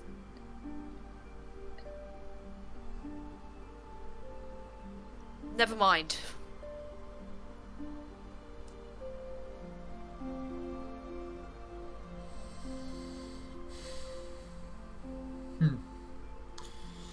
I'm sure one day you will be grateful for the gifts that have been given to you.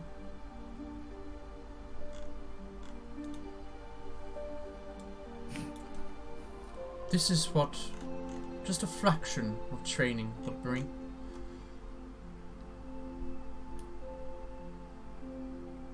Such a waste on those daggers when you could have so much more. Curious. All the same. I'm not sure if you could remember our conversation yesterday. Sometimes memories before and after can be a little fragmented. I remember. Good. Then you know that it is time to learn the truth. Are you ready? Yes. Good.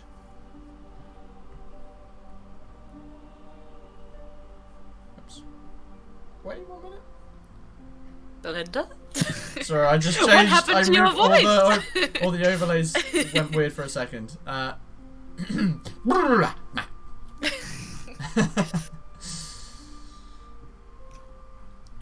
Then I would suggest sitting down. Okay, I'm gonna... Where's the sofa? I'm gonna try and sit, like, away from her, like... Okay, you can sit on the furthest bit away. Yeah, no offense, but I hate that bitch. As you well know, the knowledge of our skill is passed down, never to be written, and so such is the history. The stories told to me by my mother, and her mother before her, told of a time after the falling star. In the wake of such a disaster, our people grew desperate. Whilst others tended through other arcana, our ancestors looked within themselves. Creatures of history had shown abilities to warp reality with their minds, and they sought to harness such an ability. The original psionics, the founders, experimented on such monstrosities, searching for ways to extract this psionic essence. All failed. All but one. Tell me, Eredhel, do you know what symbiosis is? Do I know what symbiosis is? Can I roll an intelligence check? Yeah, roll an intelligence check. It sounds like a complicated word for her. I don't know. Symbiosis. Intelligence. It would help if I could find intelligence. Okay. Yeah, you probably heard of it. You know it's something to do with, like, two things that need each other, Yeah. maybe? Okay, cool. Nice. Cool. Yeah, I have. Is that Alastrine saying that? Yes. Yeah, I know what symbiosis is. Yeah. Good. Then you know that the bee requires the flower for pollen to make its honey, and the flower requires the bee to spread its seed. That is what the founders uncovered. A creature that required a mind to survive, but in exchange would gift a psionic skill. They took this parasite and harnessed its power, implementing it into their minds. Of course, it did not work on some, and for those it did not, they suffered a painful and metamorphosized fate. You see, Eredhel, the parasites had purpose. Though they seemed dormant at first, they would drastically alter the physical and mental form of their hosts in a process known as ceramorphosis. Fortunately, the founders foresaw this, and the parasites were forced into a stasis, where they lay forever dormant, for most, at least. With the experiments a success, they were revered, and went on to sire offspring of their own. As they aged, it was revealed that this potential had been passed down, the first generation of natural psionics. But all things come with a price. It was soon revealed that the children born had been so with a symbiotic twin of sorts, a parasite of their very own, as did their children, and theirs, and theirs. Before too long, the secret was revealed when a respected member underwent the process. Its parasite awakened. The council had us expelled from the city for crimes against Corellon, but in time that punishment was changed to death. You understand what I'm telling you?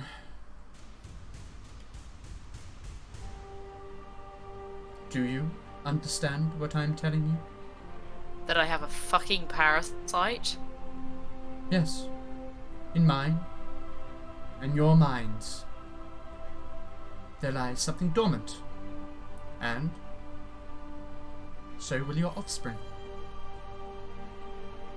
The parasite still lays dormant until the host undergoes sufficient stress, only then awaking enough to gift its skills. Thus our training.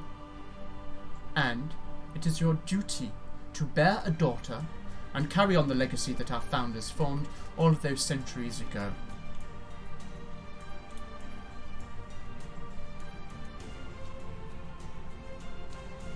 A fucking parasite?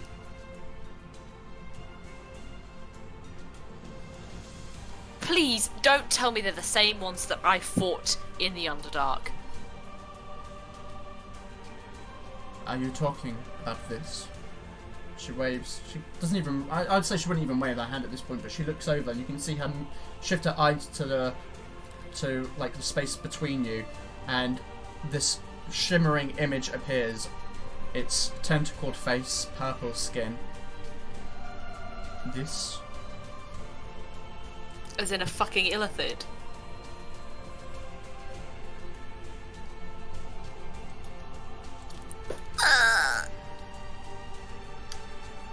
These are the creatures that the parasite will change you into.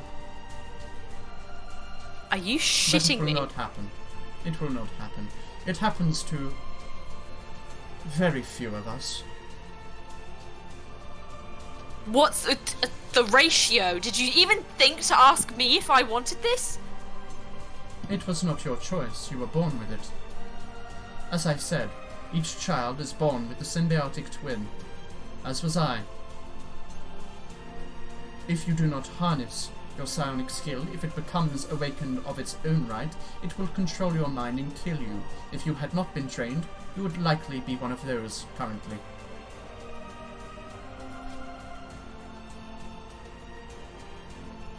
What the fuck? Your reaction is not alien. I had the same reaction. But you will learn to deal with this.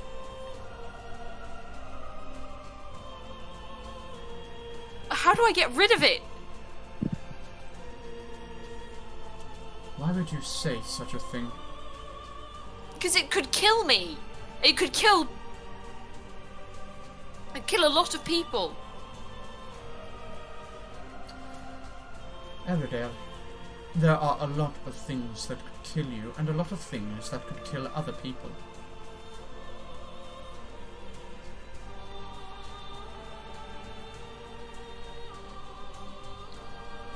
What if I have a son? Then he will bear the symbiote. Unfortunately, male men have a slightly less positive reaction, for whatever reason that is. But it is possible that they can be trained.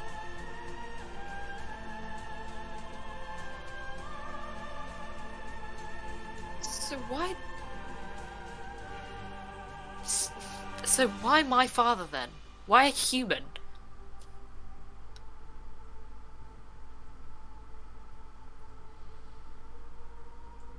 Do you know what your name means, Eredhel?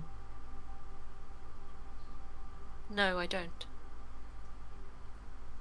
It is from the old time, before the Golden Empire, before the Citadel.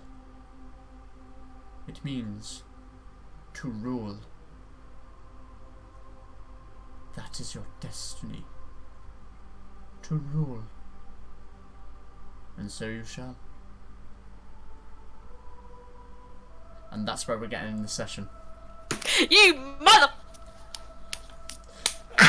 Do you know what? Right at the fucking beginning of the night, Jay called it. He called it at the beginning of the night as a joke. And when I saw it on the chat, I was like, oh my fucking god, I hope he stays to the end.